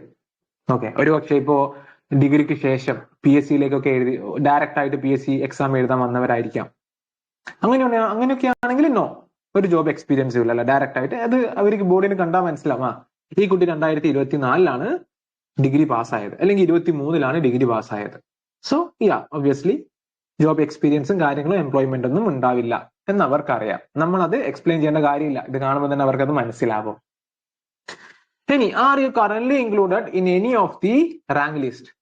PSC പബ്ലിഷ് ചെയ്ത്, നിങ്ങളോട് കറക്റ്റ് ആയിട്ട് ചോദിക്കുന്നുണ്ട്, കേരള PSC പബ്ലിഷ് ചെയ്ത റാങ്ക് ലിസ്റ്റിൽ അല്ലാതെ SSCയോ UPSCയോ അല്ലെങ്കിൽ മറ്റേതെങ്കിലും റെയിൽവേ ബോർഡോ പബ്ലിഷ് ചെയ്ത റാങ്ക് ലിസ്റ്റ് അല്ല, കേരള PSC പബ്ലിഷ് ചെയ്ത റാങ്ക് ലിസ്റ്റുകളിൽ, ഇതിനു മുമ്പ് പബ്ലിഷ് ചെയ്ത റാങ്ക് ലിസ്റ്റുകളിൽ നിങ്ങൾ ഉണ്ടോ? ഉണ്ടെങ്കിൽ അതിന്റെ ഡീറ്റെയിൽസ് നൽകുക. ഒന്നും വേണ്ട, നിങ്ങളിപ്പോ LD അതിന്റെ കാറ്റഗറി നമ്പർ എഴുതുക, സബ് ഇൻസ്പെക്ടർ SI അതിന്റെ കാറ്റഗറി നമ്പറും എഴുതുക, CPO റാങ്ക് ലിസ്റ്റ് CPO അതിന്റെ കാറ്റഗറി നമ്പറും എഴുതുക. ഇത്ര മതി. That's all. എത്ര ലിസ്റ്റിൽ നിങ്ങൾ ഉൾപ്പെട്ടിട്ടുണ്ടോ അതിന്റെ ഡീറ്റെയിൽസ് നൽകുക കേട്ടോ. ഇതൊക്കെ ശ്രദ്ധിക്കുക, എവിടുന്ന് വേണമെങ്കിലും ചോദ്യങ്ങൾ വരാമേ കേട്ടോ. നിങ്ങൾ കറന്റ് വർക്ക് ചെയ്യുന്ന, അല്ലെങ്കിൽ കറന്റ് നിലവിൽ നിങ്ങൾ വർക്ക് ചെയ്യുന്നതിനെ കുറിച്ച് ചോദിക്കാം, അല്ലെങ്കിൽ ഇതിനു മുമ്പ് നിങ്ങൾക്ക് എന്തെങ്കിലും ജോലി എക്സ്പീരിയൻസ്, അല്ലെ, ഒരുപക്ഷെ നിങ്ങൾ ആദ്യം വേറെ എന്തെങ്കിലും ജോലി ചെയ്തു, അതിനുശേഷമാണ് ഈ ജോലി, ഇപ്പൊ നിലവിലുള്ള ജോലി ചെയ്യുന്നത്. അതാണ് 3ഉം 4ഉം തമ്മിലുള്ള ഡിഫറൻസ്. കറന്റ് ചെയ്യുന്ന ജോലിയാണ് ചോദിച്ചേക്കുന്നത്, കറന്റ്. ഇതിനു മുമ്പ് നിങ്ങൾ എന്തെങ്കിലും ജോലി ചെയ്തിട്ടുണ്ടോ? ഉണ്ടെങ്കിൽ എന്ത്, അല്ലെ. ചിലപ്പോ ഒരുപാട് പേര് ഡ്രസ്സിന്റെ ഷോപ്പിലൊക്കെ പോയി ജോലി ചെയ്തവരുണ്ടാവാം, ബോയ്സ് ഗേൾസും. അപ്പൊ എന്ത് ചെയ്യാ, യെസ്, അതെന്താണ് ജോലി, അല്ലെ, സെയിൽസ്മാൻ, സെയിൽസ് ഗേൾ, അതിന്റെ ഫംഗ്ഷൻ റെസ്പോൺസിബിലിറ്റി എഴുതുക. റൈറ്റ്, ഇതേപോലെ തന്നെ എഴുതുക. ഇവിടുന്നൊക്കെ എവിടുന്ന് വേണമെങ്കിലും ചോദ്യം വരാം കേട്ടോ. നിങ്ങൾ SI റാങ്ക് ലിസ്റ്റിലൊക്കെ ഉണ്ട്, റാങ്ക് ലിസ്റ്റിൽ ഉൾപ്പെട്ടിട്ടുണ്ട്. പിന്നെ നിങ്ങളോട് ചോദിക്കാം, നിങ്ങൾ SI റാങ്ക് ലിസ്റ്റിൽ ഉൾപ്പെട്ടിട്ട് എന്തിനാണ് ഈ ജോലിക്ക് വന്നിരിക്കുന്നത്, നിങ്ങൾക്ക് SI ആയാൽ പോരെ? അങ്ങനെയൊക്കെയുള്ള ഏത് ചോദ്യങ്ങൾ വേണമെങ്കിലും ഈ ബയോഡാറ്റയിൽ നിന്ന് നമുക്ക് പ്രതീക്ഷിക്കാം. നിങ്ങൾ എഴുതുന്ന ഓരോ വരിയിലും ഓരോ വേർഡിലും ചോദ്യം പ്രതീക്ഷിക്കാം. അതാണ് ബയോഡാറ്റയുടെ ഇമ്പോർട്ടൻസ്. നിങ്ങൾ എന്താണോ എഴുതുന്നത് അതിൽ നിന്ന് തന്നെ ചോദ്യങ്ങൾ ഉണ്ടാവാം. അതാണ് എപ്പോഴും പറയുന്നത്, ബയോഡാറ്റയും നിങ്ങൾ പേഴ്സണലി നിങ്ങളും തമ്മിൽ നല്ല രീതിയിലുള്ള ബന്ധം ഉണ്ടാവണം. നല്ല രീതിയിൽ ബന്ധം ഉണ്ടാവണം. റൈറ്റ്. അതിനുശേഷം ഒക്യുപ്പേഷൻ ജോലിയാണ് ചോദിച്ചേക്കുന്നത്. മദറിന്റെ ജോലി, അല്ലെ? മദറിന് എന്തെങ്കിലും ജോലി ഉണ്ടെങ്കിൽ, ജോലി ഇല്ല മറ്റേ അങ്ങനെയൊന്നും എഴുതരുത് കേട്ടോ. ജോലി ഇല്ല എന്നൊന്നും എഴുതുന്നത് മണ്ടത്തരമായിരിക്കും. ഹൗസ് വൈഫ് എന്നോ, അല്ലെങ്കിൽ ഈ പറഞ്ഞ പോലെ കുടുംബശ്രീ, അല്ലെങ്കിൽ തൊഴിലുറപ്പ്, അല്ലെങ്കിൽ എന്തെങ്കിലും ജോലി ഉണ്ടെങ്കിൽ അത് അവിടെ കൊടുക്കുക. കുടുംബശ്രീയിലൊക്കെയുള്ള എല്ലാവരും, നമ്മുടെ നാട്ടിൻ പുറത്തുള്ള എല്ലാവരും ഒരു കുടുംബശ്രീയുടെ അല്ലെങ്കിൽ ഈ പറഞ്ഞ പോലെ തൊഴിലുറപ്പിന്റെ ഒക്കെ ഭാഗമായിട്ടുണ്ടാവാം. സോ അറ്റ്ലീസ്റ്റ് അതെങ്കിലും ഒന്ന് എഴുതുക. ഓക്കെ. ജോലിയില്ല, നോ ജോബ് എന്നൊന്നും എഴുതാൻ പാടില്ല കേട്ടോ. നോ ജോബ് എന്നൊക്കെ എഴുതി കഴിഞ്ഞാൽ ചിലപ്പോ ഇന്റർവ്യൂ പാനലുള്ള ആർക്കെങ്കിലും ഇഷ്ടപ്പെടാതിരിക്കാം, വില കുറച്ച് കാണുന്നു എന്ന് വിചാരിക്കും. അതുകൊണ്ട് എന്തെങ്കിലും ഒരു ജോലി എഴുതുക. ഹൗസ് മേക്കർന്നോ, അല്ലെ? Let it be anything. ഫാദറിന്റെ ജോലി എഴുതുക. അല്ലെ, എന്താണ് ഫാദർ, എന്ത് ജോലിയാണോ ചെയ്യുന്നത് അത് എഴുതുക. Taxi driver, auto driver, let it be anything. നിങ്ങളൊന്നും ഒരു രീതിയിലും നിങ്ങൾ പേടിക്കണ്ട. ഓക്കെ. പലർക്കും ഈ പറഞ്ഞ ഡെയിലി വേജർ, ഡെയിലി ലേബറർ, കൂലിംഗ് ഒന്നും എഴുതണ്ട കേട്ടോ. ഡെയിലി ലേബറർ, വേജർ എന്നൊക്കെ എഴുതുക. പലർക്കും പേടിയാണ് ഫാദറിന്റെ ഓക്യുപ്പേഷൻ ഒക്കെ എഴുതിയ പ്രശ്നം. ഒരു പ്രശ്നവുമില്ല. നിങ്ങൾ ലോവസ്റ്റ് ആയിട്ടുള്ള ബാക്ക്ഗ്രൗണ്ടിൽ നിന്ന് വരുന്നവരാണെന്ന് കാണുമ്പോൾ ഇന്റർവ്യൂ ബോർഡിലുള്ളവർക്ക് നിങ്ങളോടുള്ള നിങ്ങൾക്ക് കൂടുതൽ മാർക്ക് കിട്ടാനുള്ള സാധ്യത കൂടുകയുള്ളൂ. അതുകൊണ്ട് നിങ്ങൾ ആ രീതിയിലുള്ള ടെൻഷനൊന്നും വേണ്ട. എന്താണ് ജോലി? ഇനി മരണപ്പെട്ടു പോയിട്ടുണ്ടെങ്കിൽ എന്ത് ചെയ്യാ? നോന്നോ നില്ലെന്നോ എഴുതിയാൽ മതി. ഇഫ് ദേ ആസ്ക്, അവർ ചോദിച്ചു കഴിഞ്ഞാൽ അച്ഛൻ മരണപ്പെട്ടു പോയതാണ്. റൈറ്റ്. അല്ലെങ്കിൽ എന്താണ് ജോലി അത് എഴുതുക. കൂലിക്ക് പകരം ഡെയിലി ലേബറർ എന്ന് എഴുതുന്നതായിരിക്കും നല്ലത് കേട്ടോ. അതായിരിക്കും കുറച്ചുകൂടി നല്ലത്. പിന്നെ സ്പൗസ് ഉണ്ടെങ്കിൽ എന്ത് ചെയ്യുക? അതിന്റെ ഡീറ്റെയിൽസ് കൊടുക്കുക. അല്ല, എന്തെങ്കിലും ജോലി ഉണ്ടെങ്കിൽ കൊടുക്കുക. നോ ജോബ് എന്നുള്ളത് പരമാവധി ഒഴിവാക്കാൻ ശ്രമിക്കുക കേട്ടോ. ജോലി ഇല്ല എന്നുള്ളത് പരമാവധി ഒഴിവാക്കാൻ ശ്രമിക്കുക. ഇനി സ്പൗസ് ഇല്ലെങ്കിൽ, കല്യാണം ഒന്നും കഴിഞ്ഞിട്ടില്ലെങ്കിൽ നോന്ന് കൊടുത്താൽ മതി. ജോലി ഇല്ല എന്നുള്ള വാക്ക് മാക്സിമം ഒഴിവാക്കുക. കാരണം അതൊരു നെഗറ്റീവ് സെൻസിലുള്ള ഒരു വേർഡാണ്. നോ ജോബ്, ജോലിയില്ല. പകരം എന്ത് ചെയ്യുക? എന്തെങ്കിലും ഒരു പോസിറ്റീവ് ആയിട്ടുള്ള ടേം യൂസ് ചെയ്യാം. ഇനി സിസ്റ്റർ ഉണ്ടെങ്കിൽ എന്ത് ചെയ്യുക? യെസ്, എന്താണ് സിസ്റ്റർ ചെയ്യുന്നത്? അല്ലെങ്കിൽ സിസ്റ്റർ ഇപ്പോൾ വിദ്യാർത്ഥിയാണെങ്കിൽ, പഠിക്കുകയാണെങ്കിൽ സ്റ്റുഡന്റ്. പിന്നീട് ചോദ്യങ്ങളൊന്നും അവിടെ നിന്ന് ഉണ്ടാവില്ലല്ലോ. ഇനിയിപ്പോ ബ്രദർ ആണുള്ളതെങ്കിൽ ബ്രദർ, സ്റ്റുഡന്റ്. ഇനിയിപ്പോ രണ്ടുപേരാണുള്ളതെങ്കിൽ, രണ്ട് ബ്രദേഴ്സ് ആണുള്ളതെങ്കിൽ അതിനനുസരിച്ച് എഴുതുക, സ്റ്റുഡന്റ് കേട്ടോ. അപ്പോ ഈ കാറ്റഗറിയിൽ ഒക്യുപ്പേഷൻ ചോദിച്ച സ്ഥലത്ത് നോ ജോബ് എന്നുള്ള ടേം പരമാവധി അവോയ്ഡ് ചെയ്യുക കേട്ടോ. പരമാവധി അവോയ്ഡ് ചെയ്യുക. കാരണം അതൊരു നെഗറ്റീവ് സെൻസിലുള്ള ജോലിയാണ്. പ്രത്യേകിച്ച് മദറിന്റെ കേസിൽ ജോലി ഇല്ല എന്നൊക്കെ എഴുതി കാണുമ്പോൾ ചിലപ്പോൾ ഏതെങ്കിലും ഒരു പാനലിന് ചിലപ്പോൾ ദേഷ്യം പിടിച്ചേക്കാം. അത് വെച്ച് നിങ്ങൾ എന്ത് ചെയ്യാം? ടെൻഷൻ ആക്കിയിട്ട് ചോദ്യങ്ങളൊക്കെ ചോദിച്ചേക്കാം. അതായത് ഈ ഒരു തോട്ടാണ്. ഇപ്പൊ നമ്മുടെ അമ്മമാർക്ക് ഇപ്പൊ ജോലി ഇല്ലെങ്കിലും നമ്മളൊക്കെ ചെയ്യുന്നതിനേക്കാൾ കൂടുതൽ ജോലി അവർ ചെയ്യുന്നുണ്ട്. വീട്ടു ജോലിയും അതും ഇതും കിച്ചണും പരിപാടികളൊക്കെ. സോ ഒരിക്കലും ജോലി ഇല്ല എന്ന് പറയുന്നത് നെഗറ്റീവ് ആയിട്ടുള്ളൊരു രീതിയിലേക്ക് പോകും. അതുകൊണ്ട് മാക്സിമം അത് ഒഴിവാക്കുക. Are you convinced by a court of law? Give details. മിക്കവരും 90% ഉദ്യോഗാർത്ഥികളും ഒരു രീതിയിലും അടിപിടിക്കും കച്ചറക്കൊന്നും പോകാത്തവർ തന്നെ ആയിരിക്കാം. അപ്പൊ എന്ത് ചെയ്യാൻ? നോ എന്ന് എഴുതുക. നോ. ഇനി എന്തെങ്കിലും ഒരു കേസിൽ ഒരു 10% അവിടെ ഉണ്ടല്ലോ, എന്തെങ്കിലും ഒരു കേസിൽ നിങ്ങൾക്ക് മിക്കവാറും ഈ കോളേജിലൊക്കെ പഠിക്കുന്ന സമയത്തുള്ള അടിപിടികൾ കേസായിരിക്കാം. അതൊക്കെ ഇങ്ങനെ നീണ്ടു പോയിട്ടുണ്ടാവാം, ഒത്തുതീർപ്പാക്കിയിട്ടില്ലെങ്കിൽ. അപ്പൊ അങ്ങനെയൊക്കെയുള്ള സാഹചര്യത്തിൽ നിങ്ങൾ അത് മെൻഷൻ ചെയ്യുന്നത് നന്നായിരിക്കും കേട്ടോ.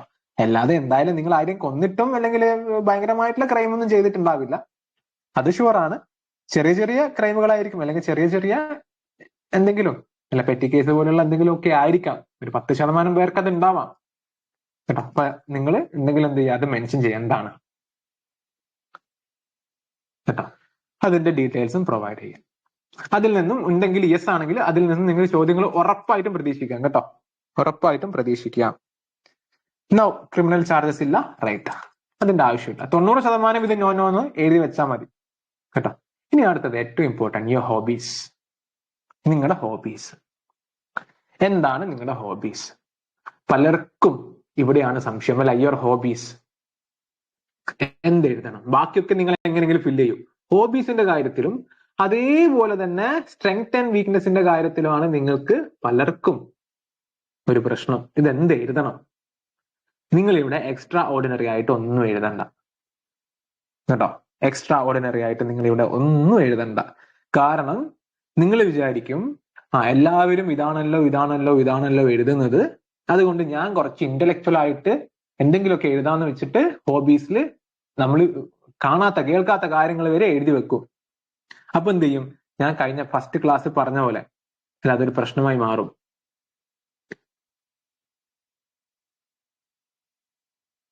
ഞാൻ പറഞ്ഞ കഥ ഓർമ്മയുണ്ടല്ലോ, അല്ല ഞാൻ പറഞ്ഞ കാര്യം ഓർമ്മയുണ്ടല്ലോ, ശ്രദ്ധിക്കുക. റൈറ്റ്.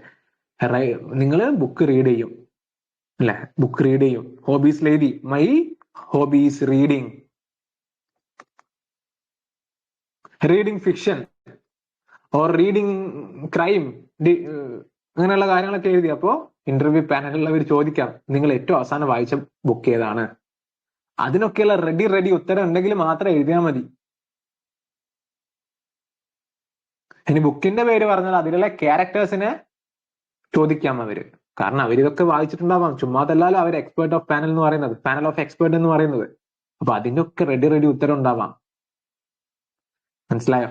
നിങ്ങൾ ഇത്രയും കാര്യങ്ങൾ എഴുതി ഇത്രയും പ്രിപ്പയർ ചെയ്ത് ഹോബീസിൽ കൊണ്ടുപോയി എന്തെങ്കിലും ആരെങ്കിലും പറയുന്നത് കേട്ട് എന്തെങ്കിലും ഫില്ല് ചെയ്തിട്ട് അവസാനം ഇവിടെ ഒരു നെഗറ്റീവ് വന്നാല് 13 മാർക്ക് കിട്ടേണ്ട സ്ഥലത്ത് ഒറ്റയടിക്ക് 11ലേക്ക് പോകും, 2 മാർക്ക് കുറയും. അപ്പൊ അതുകൊണ്ട് ഹോബീസിന്റെ കാര്യത്തിൽ എപ്പോഴും ശ്രദ്ധിക്കുക, നിങ്ങൾക്ക് ഇഷ്ടമുള്ള കാര്യങ്ങൾ എഴുതുക കേട്ടോ.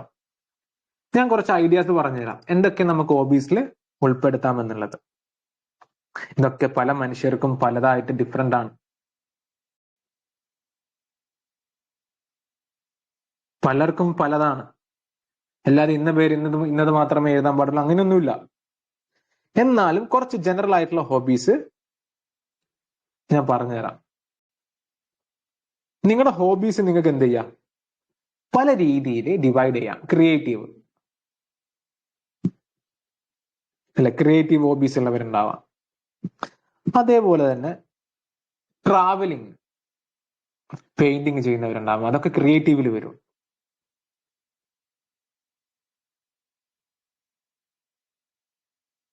ട്രാവലിംഗ് ചെയ്യുന്നവർ എന്താണോ നിങ്ങൾക്ക് നിങ്ങളുടെ എന്താണ് നിങ്ങൾക്കിഷ്ടം എന്ന് വെച്ച് നിങ്ങൾ സ്ലീപ്പിംഗ് എന്നോ അതൊന്നും എഴുതി വെക്കരുത് കേട്ടോ. സ്ലീപ്പിംഗ് എന്നൊന്നും എഴുതി വെക്കരുത്. നിങ്ങളുടെ അതായത് ഹോബീസ് ബി യുണീക്ക്. പക്ഷെ യുണീക്ക് നിങ്ങളുടെ യുണീക്ക് എന്ന് പറയുമ്പോൾ ഈ ഹോബീസ് എഴുതിയിട്ട് ഈ ഇന്റർവ്യൂവർ ചോദിക്കുന്ന ചോദ്യത്തിന് മറുപടി പറയാതെ ആയി പോകാൻ പാടില്ല. അത് ശ്രദ്ധിച്ചാൽ മതി. സ്ലീപ്പിംഗ് എന്നോ അല്ലെങ്കിൽ ചുമ്മാതെ ഇരിക്കാൻ ഇഷ്ടമുണ്ട് അങ്ങനെയൊന്നും എഴുതരുത് കേട്ടോ. മേ ബി ചുമ്മാതെ ഇരിക്കാനൊക്കെ നമുക്ക് ഒരുപാട് ഇഷ്ടമായിരിക്കാം അല്ലെ, ഉറങ്ങാനൊക്കെ ഒരുപാട് പേർക്ക് ഭയങ്കര ഇഷ്ടമായിരിക്കാം, ശരിയാണ്. പ്രാക്ടിക്കലി ഇതൊക്കെ നമ്മുടെ ഒരു ഹോബി ആയിട്ട് നമുക്ക് കൺസിഡർ ചെയ്യാം. ബട്ട് ഇന്റർവ്യൂ ബോർഡിൽ ഇത് പറ്റില്ല. എനിക്കും പേഴ്സണലി എനിക്ക് ചുമ്മാതെ ഇരിക്കാൻ ഭയങ്കര ഇഷ്ടമാണ്. ഓക്കെ, ഒന്നുമില്ല, വെറുതെ ഇങ്ങനെ ചുമ്മാ ഇങ്ങനെ ഇരിക്കാൻ ഭയങ്കര ഇഷ്ടമാണ്. സോ അത് ഹ്യൂമൻസിന്റെ പല ഇൻസ്റ്റിങ്ക്റ്റുകളാണ്. എന്നിരുന്നാലും ഇന്റർവ്യൂവിൽ അതൊന്നും എഴുതാൻ പാടില്ല. സം ക്രിയേറ്റീവ് ആയിട്ടുള്ള ഹോബീസ് എഴുതുക. ട്രാവലിംഗ് ആണെങ്കിൽ ട്രാവലിംഗ് എഴുതുക. അല്ലെങ്കിൽ ഇപ്പോ ജിമ്മിന് പോകുന്നവരുണ്ടെങ്കിൽ playing outdoor games, gym enthusiast എന്നൊക്കെ പറഞ്ഞ് അങ്ങനെയുള്ള ഹോബീസ് കൊടുക്കുക അല്ലെ. നിങ്ങൾ ഏതിലാണോ കൂടുതൽ ടൈം ഇൻവെസ്റ്റ് ചെയ്യുന്നത് അതാണ് നിങ്ങളുടെ ഹോബി.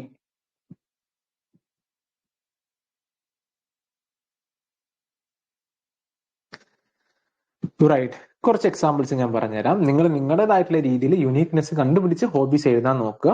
എന്നിരുന്നാലും കുറച്ച് കാര്യങ്ങൾ ഞാൻ ഒരു ഡെമോ ആയിട്ട് പറഞ്ഞുതരാം. നിങ്ങൾ ക്രിക്കറ്റ് ഒക്കെ കളിക്കാൻ താല്പര്യപ്പെടുന്നവരാണെങ്കിൽ അല്ലെങ്കിൽ പുറത്ത് പോയി ഫുട്ബോൾ ഒക്കെ കളിക്കാൻ താല്പര്യപ്പെടുന്നവരുണ്ടാവാം. ഹോബീസ് ഫുട്ബോൾ ഭ്രാന്തന്മാർ ഒരുപാട് പേരുണ്ടാവാം അല്ലെ, ക്രിക്കറ്റ് കളിക്കാൻ ഇഷ്ടമുള്ള ഒരുപാട് പേരുണ്ടാവാം. ജിമ്മിന് പോകുന്ന സ്ഥിരമായിട്ട് ഹാർഡ് കോർ ആയിട്ട് ജിമ്മിന് പോകുന്ന ഒരുപാട് പേരുണ്ടാവാം. അങ്ങനെയുള്ളവർ എന്ത് ചെയ്യാ? പ്ലേയിങ് ഔട്ട്ഡോർ ഗെയിംസ്, അങ്ങനെയുള്ള ഒരു സ്റ്റാൻഡേർഡ് പേര് അങ്ങോട്ട് കൊടുക്കുക അല്ലെ. പ്ലേയിങ് ഔട്ട്ഡോർ ഗെയിംസ്, അതിൽ ക്രിക്കറ്റ് പെടും, ഫുട്ബോൾ വിടും, ബാഡ്മിന്റൺ വിടും, എല്ലാം വിടും. ഇനിയിപ്പോ നിങ്ങൾക്ക് ഫുട്ബോൾ മാത്രമാണ് ഇഷ്ടമെങ്കിൽ അത് എഴുതാം. സെക്കൻഡ് വൺ, ഇതൊക്കെ ഡെമോ മാത്രമാണ്. Demo, okay. നിങ്ങളുടെ ഐഡിയ, നിങ്ങളുടെ എന്താണ്, നിങ്ങൾ ഇത് പ്രിപ്പയർ ചെയ്യുമ്പോൾ നിങ്ങൾക്ക് നിങ്ങളുടെ ഒരു ഐഡിയക്ക് വേണ്ടിയിട്ടാണ് ഞാൻ പറയുന്നത്. ഇത് തന്നെ ഇതേപോലെ കോപ്പി പേസ്റ്റ് ചെയ്ത് എഴുതണമെന്ന് ഞാൻ പറയില്ല. ഓക്കെ. പിന്നെന്ത് ചെയ്യാം? Travelling and exploring new things എഴുതാം.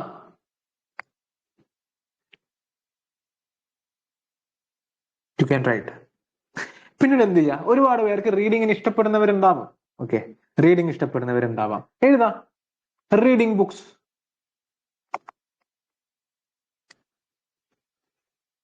ഇനി ഏത് കാറ്റഗറി ഓഫ് ബുക്കാണ് നിങ്ങൾക്ക് ഇഷ്ടം? റീഡിങ് ഫിക്ഷണൽ ബുക്സ്, കുറച്ചുകൂടി അഡ്വാൻസ്ഡ് ആയി റീഡിങ് ഫിക്ഷണൽ ബുക്ക്. ഇനി ക്രൈമും കാര്യങ്ങളും മറ്റേ ഷെർലക് ഹോംസ് ഒക്കെയാണ് നിങ്ങൾക്ക് താല്പര്യമെങ്കിൽ അങ്ങനെ എഴുതാം. Crime and thriller, reading thriller books, reading novels. റീഡിങ്ങില് ശ്രദ്ധിക്കുക, റീഡിങ് ഹോബി ഉണ്ടെങ്കിൽ മാത്രം എഴുതിയാൽ മതിയേ.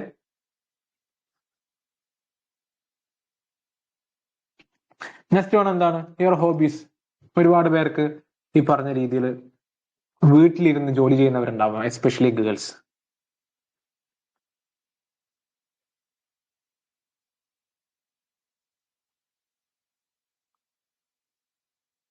അല്ലെ, ഒരുപാട് പേരുണ്ടാവും. സോ നിങ്ങളുടെ എന്താണ് നിങ്ങളുടെ ഹോബി, അത് കുറച്ച് സ്റ്റാൻഡേർഡ് ആയിട്ട് എഴുതാൻ ശ്രമിക്കുക.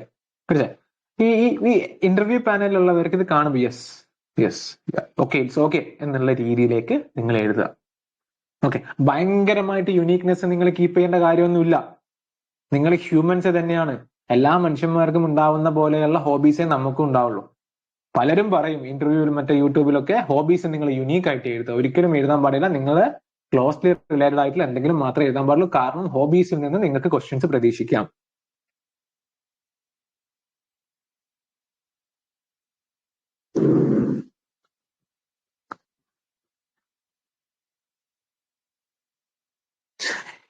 ഈ ഫസ്റ്റ് പറഞ്ഞുള്ള കാര്യം കുറച്ചും കൂടി ഒന്ന് അല്ലെ, playing sports and outdoor games. അങ്ങനെ എന്ത് ചെയ്യുക? സ്റ്റാൻഡേർഡ് ആയിട്ടുള്ള ടേമുകൾ യൂസ് ചെയ്തിട്ട് ഹോബീസ് ഫില്ല് ചെയ്യുക. 1-2 ഹോബീസ് എഴുതിയാൽ മതി കേട്ടോ. അതൊന്ന് ജസ്റ്റ് ഒന്ന് എക്സ്പ്ലെയിൻ ചെയ്താലും മതി. പിന്നെ ഒരുപാട് പേരുണ്ടാവും റൈറ്റിംഗ്, എഴുതാൻ ഇഷ്ടപ്പെടുന്നവർ. റൈറ്റിംഗ് അല്ല, അതിന്റെ കൂടെ എന്ത് ചെയ്യുക? Writing and academic note making.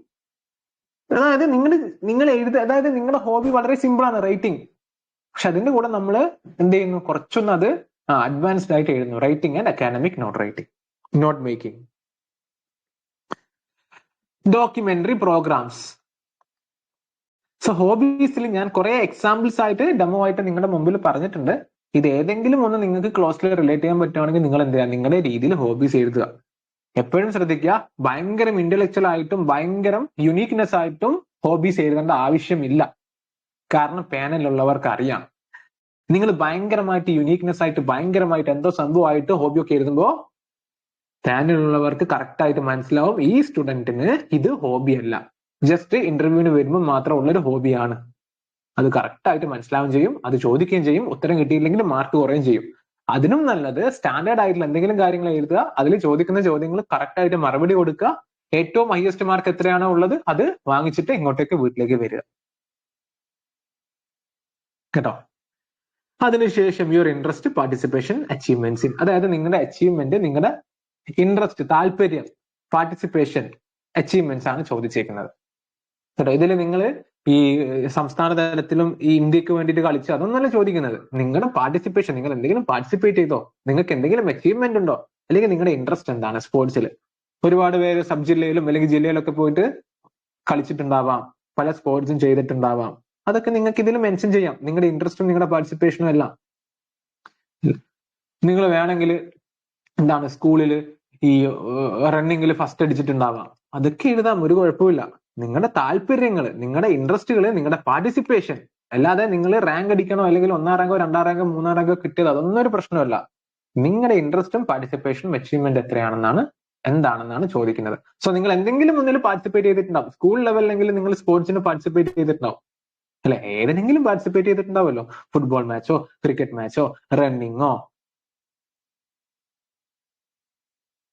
എന്തിനെങ്കിലും പാർട്ടിസിപ്പേറ്റ് ചെയ്തവരായിരിക്കാം നമ്മള് ഭൂരിഭാഗം പേരും. അച്ചീവ്മെന്റ് കിട്ടിയിട്ടുണ്ടെങ്കിൽ അല്ല, സ്കൂളിൽ ഇപ്പോ അല്ലെങ്കിൽ സബ് ജില്ലയിൽ പോയി ഫുട്ബോൾ ടീമിൽ അംഗമായിരുന്നു, കപ്പ് കിട്ടി, യാ റൈറ്റ്, ഓൾ റൈറ്റ്, എഴുതുക. അതേപോലെ തന്നെ cultural activities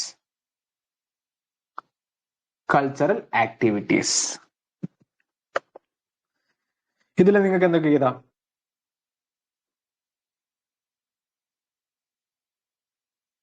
just a minute.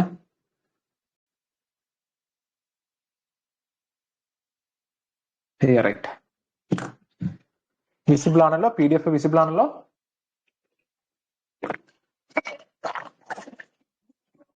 Okay. എന്താണ് കൾച്ചറൽ ആക്ടിവിറ്റീസ്? കൾച്ചറൽ ആക്ടിവിറ്റീസിന്റെ എക്സാമ്പിൾ ഞാൻ പറഞ്ഞുതരാം. നിങ്ങൾ സ്കൂൾ തലത്തിലോ സബ് ജില്ലാ തലത്തിലോ ജില്ലാ തലത്തിലോ എന്തെങ്കിലും അല്ലെ, സ്കൂൾ കലോത്സവവുമായി ബന്ധപ്പെട്ട എന്തെങ്കിലും കാര്യങ്ങൾ, art, literature, culture, traditions, social values, അതൊക്കെ റിലേറ്റഡ് ആയിട്ട് ക്ലാസിക്കൽ ഡാൻസിന് പാർട്ടിസിപ്പേറ്റ് ചെയ്തിട്ടുണ്ടാവും. എന്തെങ്കിലും സ്കൂളിലോ +1-ലോ +2-ലോ ഡിഗ്രിയിലോ എന്തെങ്കിലും ആക്ടിവിറ്റീസ് ഉണ്ടെങ്കിൽ നിങ്ങൾ എന്ത് ചെയ്യുക, അതങ്ങോട്ട് ഫില്ല് ചെയ്യുക കേട്ടോ. ഇതൊന്നും ബ്ലാങ്ക് ആക്കി വെക്കണ്ട. ഒരിക്കലും നിങ്ങളുടെ ബയോഡാറ്റ ബ്ലാങ്ക് ആക്കി വെക്കാൻ പാടില്ല കേട്ടോ. എത്രത്തോളം ഫില്ല് ചെയ്യാൻ പറ്റുമോ അത്രത്തോളം നമ്മൾ ഫില്ല് ചെയ്യാം. മനസ്സിലായോ? എന്തെങ്കിലും പാർട്ടിസിപ്പേറ്റ് ചെയ്തവരായിരിക്കില്ലേ നമ്മളിൽ ഭൂരിഭാഗം പേരും, അല്ലേ? ഇപ്പൊ എന്റെ കേസ് പറയുകയാണെങ്കിൽ യെസ്, ഒബ്വിയസ്ലി ഞാൻ പാർട്ടിസിപ്പേറ്റ് ചെയ്തിട്ടുണ്ട് സ്കൂളിൽ. അത് എഴുതുക. അതിലെന്തെങ്കിലും അച്ചീവ്മെന്റ് കിട്ടിയിട്ടുണ്ടെങ്കിൽ yes, 2nd grade, A grade കിട്ടിയിട്ടുണ്ട്, എഴുതുക. എന്തെങ്കിലും ഒരു 1-2 വരിയിൽ പോയിന്റുകളിൽ എഴുതി തീർക്കുക. ഇനി എന്തെങ്കിലും സോഷ്യൽ ആക്ടിവിറ്റീസ് എന്നുള്ളത് നമ്മൾ ഭയങ്കരമായിട്ട് അതെ 24 മണിക്കൂറും സോഷ്യലി അങ്ങനെയൊന്നുമില്ല. ജസ്റ്റ് എന്തെങ്കിലും വളണ്ടറിയിങ്ങോ അല്ലെങ്കിൽ ബ്ലഡ് ഡൊണേഷനോ, അല്ലെ ഇതിൽ എല്ലാവരും ബ്ലഡ് ഡൊണേറ്റ് ചെയ്തവരായിരിക്കാം ഭൂരിഭാഗം പേരും. അല്ലെങ്കിൽ ഏതെങ്കിലും ഒരു കമ്മ്യൂണിറ്റിയെ ഹെൽപ്പ് ചെയ്തിട്ടുണ്ടോ, അല്ലെങ്കിൽ ഏതെങ്കിലും ഒരു നോൺ NGOയിൽ വർക്ക് ചെയ്തിട്ടുണ്ടോ, അതിന്റെ ഒരു ഭാഗമായിട്ടുണ്ടോ, ബ്ലഡ് ഡൊണേഷൻ ക്യാമ്പ് ഒക്കെ എന്തായാലും വരും. അപ്പൊ എന്ത് ചെയ്യാ, ഈ കള്ളികളൊക്കെ നിങ്ങൾ ഫില്ല് ചെയ്തിടുക, ഒരിക്കലും ബ്ലാങ്ക് ആക്കി വെക്കാൻ പാടില്ല. എന്തൊക്കെ എക്സാമ്പിൾ ഞാൻ പറഞ്ഞുതരാം. NGOയിൽ പാർട്ടിസിപ്പേറ്റ് ചെയ്തിട്ടുണ്ടാവാം, ബ്ലഡ് ഡൊണേഷൻ ക്യാമ്പിൽ പാർട്ടിസിപ്പേറ്റ് ചെയ്തിട്ടുണ്ടാവാം, അല്ലെ പാവപ്പെട്ട കമ്മ്യൂണിറ്റീസിനെ പാർട്ടിസിപ്പേറ്റ് ചെയ്തിട്ടുണ്ടാവാം. ചിലപ്പോൾ നിങ്ങൾ സ്കൂളിൽ പണ്ട് നമ്മളൊക്കെ കോളേജിൽ പഠിക്കുന്ന സമയത്ത് എല്ലാവരും ബസ്സിൽ പോയിട്ട് വയനാട് ചുരം ക്ലീൻ ആക്കിയിട്ടുണ്ട്. അതൊക്കെ എന്ത് ചെയ്യാം, നമുക്ക് സോഷ്യൽ ആക്ടിവിറ്റീസിൽ ഉൾപ്പെടുത്താം. അല്ല, പലരും നിങ്ങളും ചെയ്തിട്ടുണ്ടാവാം, ബീച്ച് നിങ്ങളുടെ കോളേജിൽ നിന്ന് സ്കൂളിൽ നിന്നൊക്കെ പോയി ചെയ്തിട്ടുണ്ടാവാം, സോഷ്യൽ ആക്ടിവിറ്റീസിന്റെ ഭാഗമായിട്ടുണ്ടാവാം.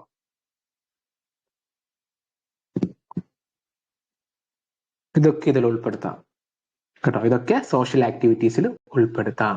അതേപോലെ തന്നെ anti drug campaign, was the leader of anti drug campaign, അതൊക്കെ എഴുതാം. ഇപ്പൊ സോഷ്യലി റിലേറ്റഡ് ആയിട്ടുള്ള കോണ്ടെക്സ്റ്റും നിങ്ങൾക്ക് ഇതിൽ കൊണ്ടുവരാം. നാട്ടിലുള്ള ഒരു ആന്റി ഡ്രഗ് കമ്പയിന് നിങ്ങൾ അതിന്റെ ലീഡർഷിപ്പ് നിങ്ങൾ എടുത്തു, അങ്ങനെയൊക്കെയുള്ള കാര്യങ്ങൾ നിങ്ങൾക്ക് എഴുതാം കേട്ടോ. അല്ലാതെ ഇതൊന്നും കാലിയാക്കി വെക്കേണ്ട അല്ലെങ്കിൽ എന്തെങ്കിലും എഴുതേണ്ട പോർഷൻസ് അല്ല. നിങ്ങളുടെ പാർട്ടിസിപ്പേഷൻ, ഓക്കെ, എല്ലാവർക്കും എല്ലാത്തിലും 1ാം റാങ്ക് 2ാം റാങ്ക് ഒന്നും കിട്ടിയിട്ടുണ്ടാവില്ല. നിങ്ങളുടെ പാർട്ടിസിപ്പേഷൻ കണ്ടോ, നിങ്ങൾ ഇതിൽ പാർട്ടിസിപ്പേറ്റ് ചെയ്തിട്ടുണ്ടോ എന്നാണ് ചോദ്യം. അപ്പൊ ഉണ്ട്, എന്തെങ്കിലും ഉണ്ടാവും, ഇല്ലാതിരിക്കില്ല. V are humans. പിന്നെ വളണ്ടറിങ് എന്നുള്ളത് നമുക്ക് സോഷ്യലി ആൻഡ് വളണ്ടറിങ് രണ്ടും ഐഡന്റിക്കൽ ആണ് കേട്ടോ. എന്നിരുന്നാലും വളണ്ടറിങ്ങിൽ സ്പെസിഫിക്കലി നിങ്ങൾക്ക് എന്ത് ചെയ്യാം, ഓൾഡ് ഏജിൽ പോയിട്ട് അല്ലെങ്കിൽ അണ്ടർ പ്രിവിലേജ്ഡ് ആയിട്ടുള്ള സ്റ്റുഡൻസിന് അങ്ങനെയുള്ളവരെ സഹായിച്ചിട്ടുണ്ടാവാം.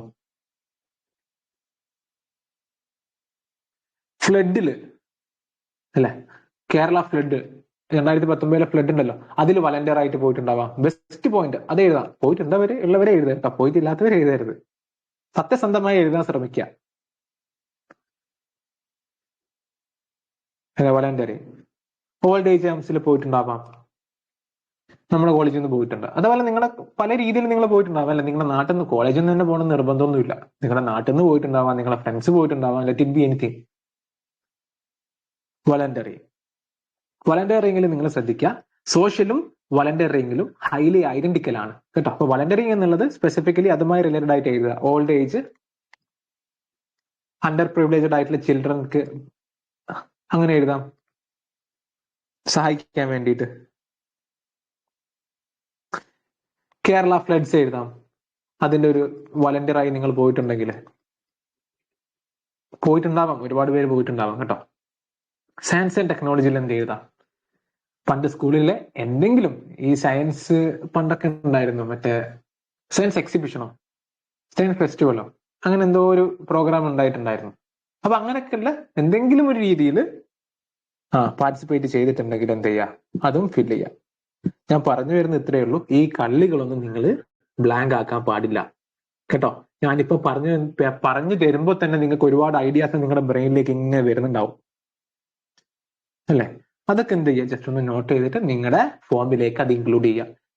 ബിലീവ് മീ, നിങ്ങളുടെ ബയോഡാറ്റ നിങ്ങൾ സക്സസ് ആയി ഫില്ല് ചെയ്താൽ നിങ്ങൾ 80% നിങ്ങളുടെ ഇന്റർവ്യൂ സക്സസ് ആയി.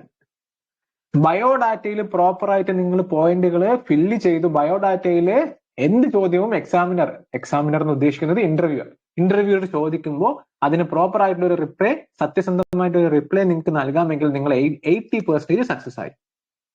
ബിലീവ് മീ, ബയോഡാറ്റയാണ് ഒരു ഇന്റർവ്യൂയുടെ മുഖ്യ ഘടകം, വേറൊന്നുമല്ല. ബയോഡാറ്റയാണ് മുഖ്യ ഘടകം.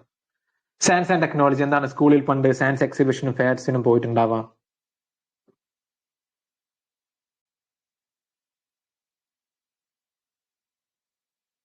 ഇനി കുറെ പേർക്ക് എന്താവാം, ഈ സയൻസ് ആൻഡ് ടെക്നോളജിയുമായി ബന്ധപ്പെട്ട് ഭയങ്കര ഈ പറഞ്ഞ പോലെ പുതിയ ടെക്നോളജികളെ കുറിച്ച് പഠിക്കാൻ ആഗ്രഹമുള്ളവരായിരിക്കാം. അല്ലെ, ആർട്ടിഫിഷ്യൽ ഇന്റലിജൻസ്, മെഷീൻ ലേണിംഗ്, ഒരുപാട് VR technology, augmented reality, virtual reality, ഇതൊക്കെ അറിയുന്നവർ മാത്രം എഴുതിയാൽ മതി കേട്ടോ. ഞാൻ നിങ്ങൾക്ക് കാര്യങ്ങൾ പറഞ്ഞു തരാണ്. ഇതൊക്കെ നിങ്ങൾക്ക് അറിയെങ്കിൽ മാത്രം എഴുതിയാൽ മതി.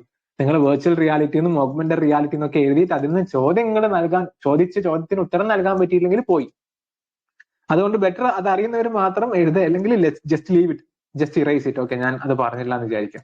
എന്നിരുന്നാലും സ്കൂളുകളിൽ സയൻസ് എക്സ്പെരിമെന്റിനും അതേപോലെ തന്നെ ഫെയർസിനും ഒക്കെ പോയിട്ടുണ്ടെന്നുള്ള കാര്യം ജസ്റ്റ് ഒന്ന് മെൻഷൻ ചെയ്യാം കേട്ടോ. ഒരിക്കലും ബ്ലാങ്ക് ആക്കി വെക്കണ്ട. പിന്നീട് NCC, സ്കൗട്ട്, ഗൈഡ്, ഏതെങ്കിലും ഒന്നിന് നമ്മൾ ഉണ്ടാവും അല്ലെ. ഞാൻ NCCന്റെ ഭാഗമായിരുന്നു. അതേപോലെ തന്നെ നിങ്ങൾ NCC, സ്കൗട്ട്, ഗൈഡിന്റെ ഒക്കെ ഭാഗമായിട്ടുണ്ടാവും, NSSന്റെ ഒക്കെ ഭാഗമായിട്ടുണ്ടാവാം. Right. So, 10th one. Please mention briefly about the motivating factor for your aspiration to become a civil servant. Civil servant ആവാനുള്ള നിങ്ങളുടെ മോട്ടിവേഷൻ എന്താണ്? ഇതും ഓൾമോസ്റ്റ് 90% പേരും ഒരേപോലെ ആയിരിക്കും ഇതിന്റെ ഉത്തരം നൽകുക കേട്ടോ. അതേ രീതിയിൽ തന്നെ എന്ത് ചെയ്യാം, ഞാൻ ഡെമോയായിട്ട് പറഞ്ഞുതരാം. For example, yes.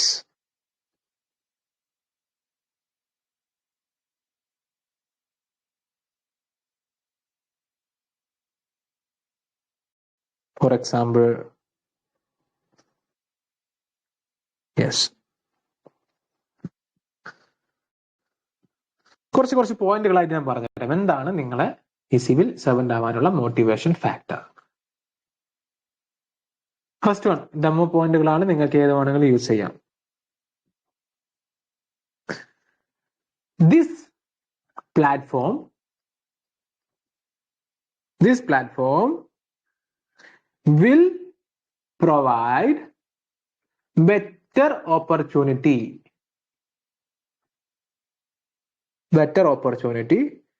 to bring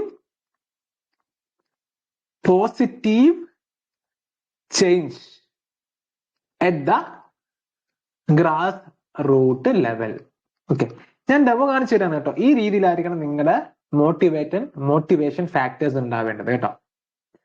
this platform ഇപ്പോൾ സെക്രട്ടേറിയറ്റ് അസിസ്റ്റന്റ് ആയി കഴിഞ്ഞാൽ കുറച്ചുകൂടി ഗ്രാസ് റൂട്ട് ലെവലിലേക്കുള്ള ഗ്രാസ് റൂട്ട് ലെവൽ നമ്മൾ പോളിറ്റിയിൽ പഠിക്കുന്നുണ്ട്. എന്താണ് ഗ്രാസ് റൂട്ട് ലെവൽ? ഡീസെൻട്രലൈസേഷൻ, താഴെ തട്ടിലേക്ക് എത്തുക. അപ്പൊ അങ്ങനെയുള്ള ടേമുകൾ യൂസ് ചെയ്തിട്ട്, നിങ്ങൾ പഠിച്ച ടേമുകൾ യൂസ് ചെയ്തിട്ട് എന്ത് ചെയ്യുക, ഇതങ്ങോട്ട് ഫില്ല് ചെയ്യാം. രണ്ടാമത്തെ ഞാൻ പറഞ്ഞുതരാം, ഡെമോ ഞാൻ ഇനിയും പറഞ്ഞുതരാം. I am willing to take responsibility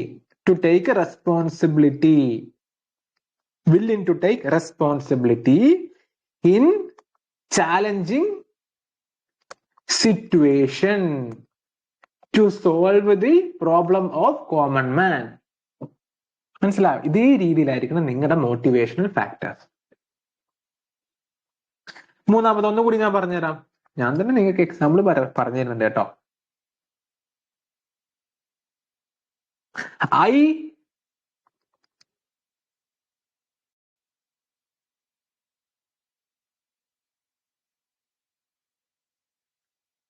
I commit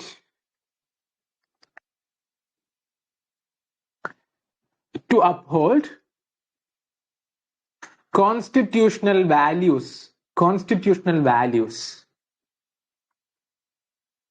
to the better future of the common public. Okay, ഇങ്ങനെ പല രീതിയിൽ നിങ്ങളുടെ മോട്ടിവേഷണൽ ഫാക്ടേഴ്സ് നിങ്ങൾക്ക് എഴുതാം. ഇതിനൊന്നും ഒരു തടസ്സമില്ല. ഇന്ന് എഴുതണം, ഇത് എഴുതാൻ പാടില്ല, അങ്ങനെയൊന്നുമില്ല.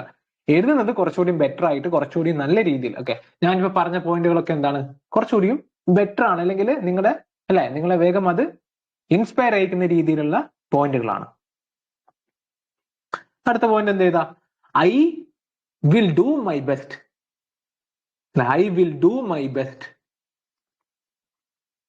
To bridge the gap between government and common people.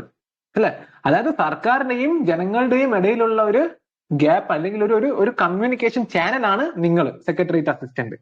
അങ്ങനെ എഴുതാം, I will do my best work to bridge the gap between common people and the government. So ഇങ്ങനെയുള്ള പോയിന്റുകൾ, ഇങ്ങനെയുള്ള മോട്ടിവേഷൻ ഫാക്ടേഴ്സ് നിങ്ങൾക്ക് എഴുതി ചേർക്കാം കേട്ടോ. പിന്നീടും കുറെ എഴുതാം. Service to the society, national building role, കീവേഡുകൾ ഞാൻ പറഞ്ഞുതരാം കേട്ടോ. Service to the society, national building role, addressing inequality, grass root impact, integrity, accountability, honesty, leadership, responsibility, learning, adaptability, public trust and duty. ഇങ്ങനെയുള്ള ഒരുപാട് കാര്യങ്ങൾ അല്ലെ. ശരിക്കും പറഞ്ഞാൽ ഒരു 2 പേജിൽ എഴുതേണ്ട കാര്യങ്ങൾ നിങ്ങൾക്ക് ഇവിടെ എഴുതാം. എന്തായാലും കണ്ടന്റിന് ക്ഷാമം ഉണ്ടാവില്ല. Okay, right. 10th വന്ന് ക്ലിയർ ആയി, 10th പോയിന്റ് ക്ലിയർ ആയി. ഒബ്വിയസ്ലി നിങ്ങൾക്ക് അത് മനസ്സിലായിട്ടുണ്ടാവും. അടുത്ത, mention your strength and weakness. It's very important. ഇതിൽ നിന്ന് നിങ്ങൾക്ക് ചോദ്യങ്ങൾ പ്രതീക്ഷിക്കാം. Strength and weakness.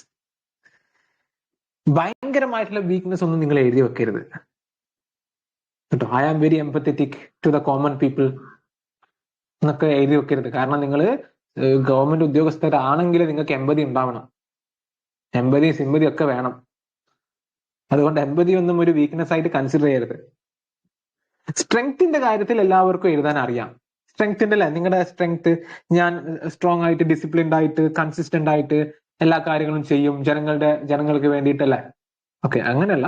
നിങ്ങളുടെ സ്ട്രെങ്ത് ജനങ്ങൾക്ക് വേണ്ടിയിട്ടുള്ളത് എന്നുള്ളത് നമ്മൾ മുകളിൽ പറഞ്ഞു, മോട്ടിവേഷൻ ഫാക്ടേഴ്സ്. ഇവിടെ എന്തൊക്കെ എഴുതാം? സ്ട്രെങ്ത്തിൽ നമുക്ക് disciplined, very disciplined and consistent അല്ലെ. കൺസിസ്റ്റന്റ് ആയതുകൊണ്ടാണ് നിങ്ങൾ ഇന്റർവ്യൂ വരെ എത്തിയത്. ഇല്ലെങ്കിൽ ഇന്റർവ്യൂ എത്തിയിട്ട് പ്രിലിംസ് പോലും പാസ്സാവില്ലായിരുന്നു. പ്രിലിംസ് പാസ്സായി തന്നെ മെയിൻസ് പാസ്സാവില്ലായിരുന്നു. I am very consistent. I will complete every task put before me. എന്റെ മുമ്പിൽ തരുന്ന എല്ലാ ടാസ്കുകളും ഞാൻ കംപ്ലീറ്റ് ചെയ്യും. അത് എത്ര ലോങ് ആണെങ്കിലും കംപ്ലീറ്റ് ചെയ്യും. ഇങ്ങനെയുള്ള സ്ട്രെങ്ത് പോയിന്റ്സ് നിങ്ങൾ എഴുതണം. 1, 2, 3 സ്ട്രെങ്ത് പോയിന്റുകൾ നിങ്ങൾ എഴുതണം.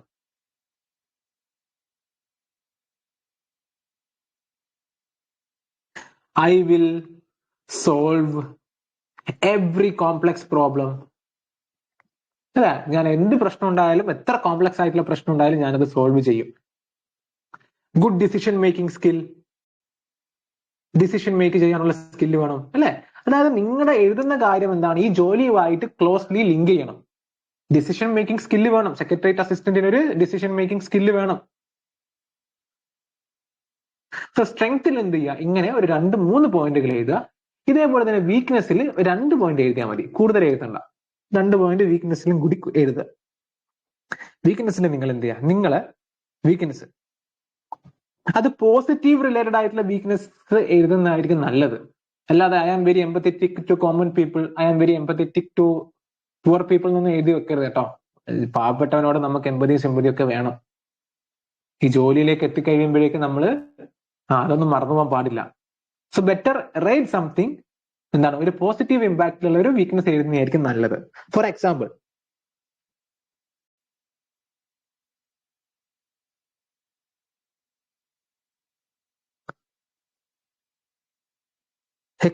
ആയിട്ട്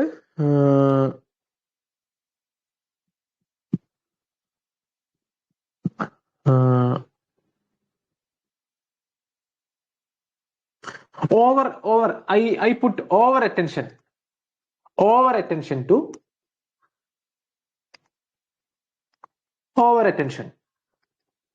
into detail.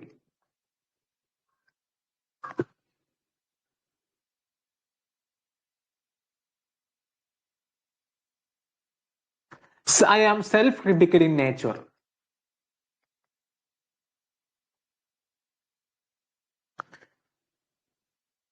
I take too much time for decision making. ഒരു ഡിസിഷൻ എടുക്കാൻ അല്ല ഒരു ഡിസിഷൻ മേക്ക് ചെയ്യാൻ ഒരുപാട് സമയം എടുക്കുന്നു, അതൊരു പ്രോബ്ലം ആവാം. സോ ഇങ്ങനെയുള്ള പോസിറ്റീവ് ഇമ്പാക്റ്റ് ഉള്ള വീക്ക്നെസ് എഴുതുന്നതായിരിക്കും നല്ലത്. ഇൻഫാക്ട് നിങ്ങൾക്ക് നിങ്ങളുടെ വീക്ക്നെസ് ഏതാണെന്നുള്ളത് ഞാൻ എല്ലാം ഒരു ഡെമോ മാതൃകയിലാണ് ഞാൻ പറഞ്ഞത് കേട്ടോ. എല്ലാം ഒരു ഡെമോ മാതൃകയിൽ. ഇതൊക്കെ നിങ്ങളുടെ ചോയ്സ് ആണ്. നിങ്ങൾ ഇതൊക്കെ യൂസ് ചെയ്ത് ഫില്ല് ചെയ്യുകയാണെങ്കിൽ കുറച്ചുകൂടി നല്ലതായിരിക്കും നിങ്ങളുടെ എക്സ്പീരിയൻസും കാര്യങ്ങളൊക്കെ വെച്ച്. Difficulty in saying no. No പറയാൻ എനിക്ക് വളരെ ബുദ്ധിമുട്ടാണ്. ഡിഫിക്കൽട്ടി ഇൻ സേയിങ് നോ എന്റെ വീക്ക്നെസ് ആണ്. അല്ല, ഗവൺമെന്റ് സർവീസസിൽ നിങ്ങൾ കയറി കഴിഞ്ഞാൽ ഒരാൾ ഒരു റൂളോ കാര്യങ്ങളോ പ്രോപ്പറായിട്ട് ഫോളോ ചെയ്യാതെയാണ് നിങ്ങളുടെ കയ്യിൽ വരുന്നതെങ്കിൽ, നിങ്ങളുടെ അടുത്തേക്ക് ആ ഫയൽ എത്തുന്നെങ്കിൽ നിങ്ങളത് നോ പറയണം. നിങ്ങൾക്ക് അത് ചെയ്തു കൊടുക്കാൻ പറ്റില്ല, അല്ലെ? അപ്പൊ അങ്ങനെ ഡിഫിക്കൽട്ടി ഉണ്ട്, എനിക്ക് നോ പറയാനുള്ള ഡിഫിക്കൽട്ടി ഉണ്ട്. അപ്പൊ അങ്ങനെയുള്ള വീക്ക്നെസ് എഴുതുന്നതായിരിക്കും നല്ലത്. സ്കൂൾ ആനുവൽ ഇൻഡിപെൻഡന്റ് ഡേ ഇവന്റ്സിൽ ഡാൻസ് പാർട്ടിസിപ്പേഷൻ കൾച്ചറൽ ആക്ടിവിറ്റീസിൽ പറയാൻ പറ്റുമോ? യെസ്, ഞാൻ ഈ ഡെമോയിൽ അത് തന്നെയാണല്ലോ പറഞ്ഞത്. എല്ലാം നിങ്ങളുടെ കണ്ടോ, ഇവിടെ പാർട്ടിസിപ്പേഷൻ ആണ് ചോദിക്കുന്നത് കേട്ടോ. ഞാൻ ഇപ്പൊ മെസ്സേജ് കണ്ടേ. നിങ്ങൾ പാർട്ടിസിപ്പേറ്റ് ചെയ്താലും നിങ്ങൾക്ക് എഴുതാം. It is better to write something rather than not writing anything. ഈ കോൺസെപ്റ്റ് മനസ്സിലാക്കുക കേട്ടോ. നോട്ട് റൈറ്റിംഗ് എനിത്തിങ്, എന്തെങ്കിലുമൊക്കെ എഴുതുന്നതാണ് ഒന്നും എഴുതാതിരിക്കുന്നതിനേക്കാൾ നല്ലത്. എനിക്കറിയാം ചില ഉദ്യോഗാർത്ഥികൾ അല്ലെങ്കിൽ ചില സ്റ്റുഡൻസ് എന്താണ് ആനുവൽ ഡേക്ക്, ഹോളിഡേക്ക് അല്ലെ ആനുവൽ ഡേ, സ്പോർട്സ് ഡേ ഒക്കെ എന്താണ് അവർ പോവില്ല, സ്കൂളിൽ പോവേയില്ല, വീട്ടിൽ തന്നെയായിരിക്കും. ഇങ്ങനെയുള്ള ഉദ്യോഗാർത്ഥികൾ നമ്മുടെ ഇടയിലുണ്ട്, അല്ലെ? സ്കൂളിൽ എന്ത് പരിപാടി നടക്കുകയാണെങ്കിലും അന്ന് ഹോളിഡേ ആയിരിക്കും, അന്ന് പോവില്ല. അങ്ങനെ ഇൻട്രോവേർട്ട് ആയിട്ടുള്ള സ്റ്റുഡൻസ് നമ്മുടെ ഇടയിലുണ്ട്. നമ്മൾ വലിയൊരു കോംപ്ലക്സ് ആയിട്ടുള്ള ഹ്യൂമൻ ബീങ്സ് ആണ്, എല്ലാവരും പെർഫെക്റ്റ് ആണെന്നൊന്നും നമ്മൾ പറയില്ല. സോ അങ്ങനെ ആണെങ്കിൽ കൂടി it is better to write something rather than not writing anything കേട്ടോ. അങ്ങനെയുള്ള ഉദ്യോഗാർത്ഥികൾ എന്ത് ചെയ്യുക, എന്തെങ്കിലുമൊക്കെ എഴുതുക.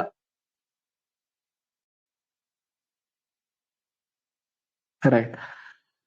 സോ യുവർ എംബിഷൻ, നിങ്ങളുടെ എംബിഷൻ എന്താണുള്ളത് അവസാനത്തെ പോയിന്റ് ആണ്. My ambition is becoming doctor എന്നോ അല്ലെങ്കിൽ my ambition is becoming pilot എന്ന് അങ്ങനെ എഴുതി വെക്കരുത്. ഈ സെക്രട്ടേറിയറ്റ് അസിസ്റ്റന്റുമായി ബന്ധപ്പെട്ട് ബെറ്റർ ആയിട്ടുള്ള ഒരു എംബിഷൻ കൊടുക്കുക. നിങ്ങൾ ഈ ജോലിയിലേക്ക് കയറി കഴിഞ്ഞാൽ എന്തായിരിക്കും അതുമായി റിലേറ്റ് ചെയ്യാം നിങ്ങളുടെ എംബിഷൻ. നിർബന്ധമില്ല, ബട്ട് അതായിരിക്കും കുറച്ചുകൂടി നല്ലത്, അല്ലെ? My aim is to become a good civil servant so that I can serve my society and contribute to good governance. അടുത്ത ഇതാ, my ambition is to serve the nation through public service with integrity, empathy and responsibility. ശ്രദ്ധിക്കുക, ambition എഴുതുമ്പോൾ ശ്രദ്ധിക്കുക കേട്ടോ. എംബിഷനിൽ I want to become a pilot അല്ലെങ്കിൽ I want to become a teacher. അപ്പൊ interview ചോദിക്കൂലേ പിന്നെ എന്തിനാ സെക്രട്ടേറിയറ്റ് അസിസ്റ്റന്റ് ആവാൻ വന്നത്? നിങ്ങൾക്ക് ടീച്ചർ ആവണമെങ്കിൽ ടീച്ചർ LP UP എക്സാം എഴുതിയിട്ട് ടീച്ചർ ആയാൽ പോരെ, എന്തിനാണ് സെക്രട്ടേറിയറ്റ് അസിസ്റ്റന്റ് ആയെന്നൊക്കെ ചോദിക്കും. അപ്പൊ better to write something which is highly related with this job. Secretariat അസിസ്റ്റന്റിന്റെ റിലേറ്റഡ് ആയിട്ട് അതെ, I will do my best. ഒരു സിവിൽ സർവന്റ് ആവാൻ പോവാണ് നിങ്ങൾ, അപ്പൊ നിങ്ങളുടെ എംബിഷനും link it with civil servant. My ambition is to pursue civil services because it allows direct involvement with the common people. അങ്ങനെയൊക്കെ രീതിയിൽ ആംബിഷൻ എഴുതുന്നതായിരിക്കും നല്ലത്. എന്ന് വെച്ച് ഇത് തന്നെ എഴുതണം എന്ന് നിർബന്ധമൊന്നുമില്ല. നിങ്ങളുടെ ആംബിഷൻ എന്താണ്? നിങ്ങൾക്ക് ഇപ്പൊ ബെറ്റർ ആയിട്ട് ടീച്ചർ ആവണമെന്നായിരിക്കാം, അല്ല ഒരു ഗുഡ്, നിങ്ങൾ നിങ്ങളുടെ ചോയ്സിന് എഴുതുക. ബട്ട് ഞാൻ എപ്പോഴും റെക്കമെൻഡ് ചെയ്യുന്നത് നിങ്ങളുടെ ആംബിഷൻ എന്ത് ചെയ്യുക, നിങ്ങൾ എന്തായാലും സിവിൽ സർവന്റ് ആവാൻ പോവാ, അതിനു വേണ്ടിയിട്ടാണ് നിങ്ങൾ വർഷങ്ങളായിട്ട് കഷ്ടപ്പെടുന്നത്. അപ്പൊ ആ ആംബിഷൻ തന്നെ കുറച്ചുകൂടി നല്ല രീതിയിൽ പ്രസന്റ് ചെയ്യുന്നതായിരിക്കും ഏറ്റവും നല്ലത്. It is always good.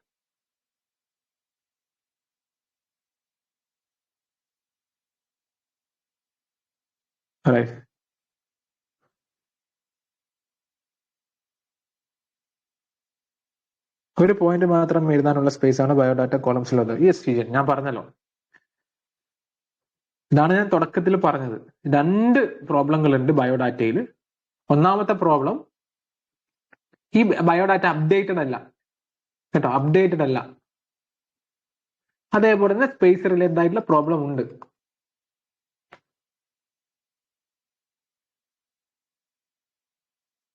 ഇത് രണ്ടും ഇതിന്റെ ഒരു പ്രശ്നമാണ്. ഇതൊരു പക്ഷേ പി എസ് സി ഈ സ്പേസിന്റെ ഒക്കെ എന്താണ്, ചെറിയ സ്പേസിൽ ഈ കുട്ടി എങ്ങനെയാണ് ഈ കാര്യങ്ങൾ എഴുതിക്കൊണ്ട് വരുന്നത് എന്ന് ടെസ്റ്റ് ചെയ്യാൻ വേണ്ടിയിട്ടായിരിക്കാം.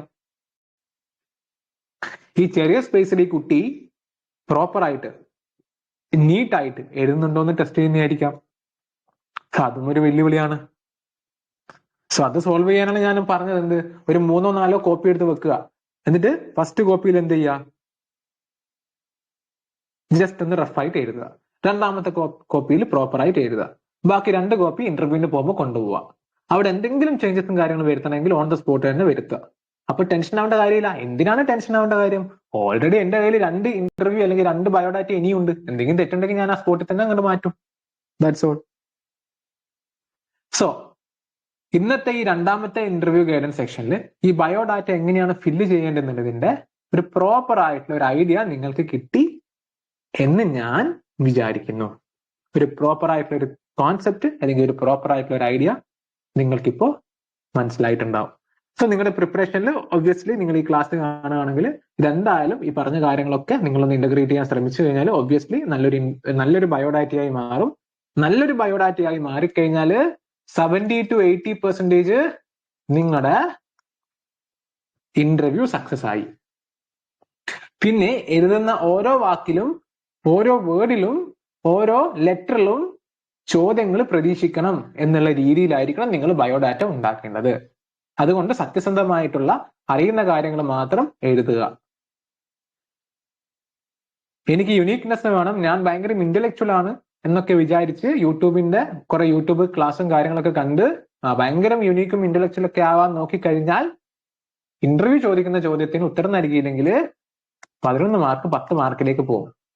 സോ ഓർത്തിരിക്കുക. സോ ഇന്നത്തെ നമ്മുടെ രണ്ടാമത്തെ ഗൈഡൻസ് കഴിഞ്ഞു. ഇനി മൂന്നാമത്തെ ഗൈഡൻസ്. ഓക്കെ, ഫസ്റ്റ് ഗൈഡൻസിൽ ഇന്റർവ്യൂ എന്താണെന്ന് ഡിസ്കസ് ചെയ്തു. വാട്ട് ഈസ് ഇന്റർവ്യൂ വ്യക്തമായിട്ട് നിങ്ങൾക്ക് മനസ്സിലായിട്ടുണ്ടാവും, എന്തിനാണ് ഇന്റർവ്യൂ ചെയ്യുന്നത്. രണ്ടാമത് എങ്ങനെയാണ് ബയോഡാറ്റ ഫില്ല് ചെയ്യുന്നത്, അതും നിങ്ങൾക്ക് ഇപ്പം വ്യക്തമായിട്ട് മനസ്സിലായിട്ടുണ്ടാവും. മൂന്നാമത് ഈ ജോബ് റിലേറ്റഡ് ആയിട്ട് കുറച്ച് ചോദ്യങ്ങൾ നിങ്ങൾക്ക് പ്രതീക്ഷിക്കാം. സെക്രട്ടേറിയറ്റ് അസിസ്റ്റന്റ് ആണല്ലോ, സോ ഈ ജോലി റിലേറ്റഡ് ആയിട്ട് കുറെ ചോദ്യങ്ങൾ നിങ്ങൾക്ക് പ്രതീക്ഷിക്കാം. സോ അതിന്റെ പ്രഡിക്റ്റബിൾ ക്വസ്റ്റ്യൻസും പ്രഡിക്റ്റബിൾ ആൻസേഴ്സും എന്ത് ചെയ്യുക, ഞാനൊരു PDF ഫോർമാറ്റിൽ നിങ്ങളുടെ ഗ്രൂപ്പിൽ ഇട്ട് തരും. ഇതാണ് മൂന്നാമത്തെ സെക്ഷൻ. നമുക്ക് ക്ലാസ് ഉണ്ടാവില്ല, PDF ഫോർമാറ്റ് ആയിരിക്കും ഉണ്ടാവുക. ഫോർ എക്സാമ്പിൾ, നിങ്ങൾ ഇപ്പോൾ കേരള ബാങ്കിന്റെ ഇന്റർവ്യൂവിന് പോവുകയാണെങ്കിലും ബാങ്കുമായി റിലേറ്റഡ് ആയിട്ടുള്ള കുറെ ചോദ്യങ്ങൾ നിങ്ങൾക്ക് പ്രതീക്ഷിക്കാം, അല്ലെ? പ്രതീക്ഷിക്കാമെന്നല്ല, ചോദിച്ചിട്ടുണ്ട്. കേരള ബാങ്ക് എന്താണ്, CRR എന്താണ്, SLR എന്താണ്, MSF എന്താണ്, റിപ്പോ റേറ്റ് എന്താണ്, റിവേഴ്സ് റിപ്പോ റേറ്റ് എന്താണ്, അതേപോലെ തന്നെ ക്വാണ്ടിറ്റേറ്റീവ് പോളിസി എന്താണ്, ക്വാളിറ്റേറ്റീവ് പോളിസി എന്താണ്, ഈ ജോലിയുമായി ബന്ധപ്പെട്ടിട്ടുള്ള ടെക്നിക്കൽ ക്വസ്റ്റ്യൻസ്. ഇന്റർവ്യൂ എന്നുള്ളത് അൺപ്രഡിക്റ്റബിൾ ആണെങ്കിലും കുറച്ച് ക്വസ്റ്റ്യൻസ് നമുക്ക് പ്രെഡിക്റ്റ് ചെയ്യാൻ സാധിക്കും. അതേപോലെ തന്നെ സെക്രട്ടേറിയറ്റ് അസിസ്റ്റന്റിനും കുറച്ച് ചോദ്യങ്ങൾ നമുക്ക് പ്രതീക്ഷിക്കാം. എന്താണ് സെക്രട്ടേറിയറ്റ് അസിസ്റ്റന്റ്, എന്താണ് ഇവരുടെ ജോലി, എത്രത്തോളം വർഷം കഴിഞ്ഞാലാണ് പ്രൊമോഷൻ ലഭിക്കുക, എപ്പോഴാണ് ഇവര്, അല്ലെ, നിങ്ങൾ IAS ആവുമോ, കൺഫേർഡ് IAS ആവുമോ, അങ്ങനെയൊക്കെയുള്ള കുറെ ചോദ്യങ്ങൾ ഉണ്ടാവാം. അപ്പൊ അത് റിലേറ്റഡ് ആയിട്ടുള്ള കുറെ പ്രഡിക്റ്റബിൾ ക്വസ്റ്റ്യൻസ് എന്ത് ചെയ്യുക, PDF ഫോർമാറ്റിൽ 3 ദിവസം കൊണ്ട് ഞാൻ അപ്ലോഡ് ചെയ്യാം കേട്ടോ. അതായിരിക്കും നമ്മുടെ മൂന്നാമത്തെ ഇന്റർവ്യൂ ഗൈഡൻസ്. 3 ഗൈഡൻസ് ഉണ്ടാവുള്ളൂ. അതോടുകൂടി നമ്മുടെ ഇന്റർവ്യൂ ഗൈഡൻസ് കംപ്ലീറ്റ് ആവും. ഫെബ്രുവരി 4 തീയതിയോ 3 തീയതിയോ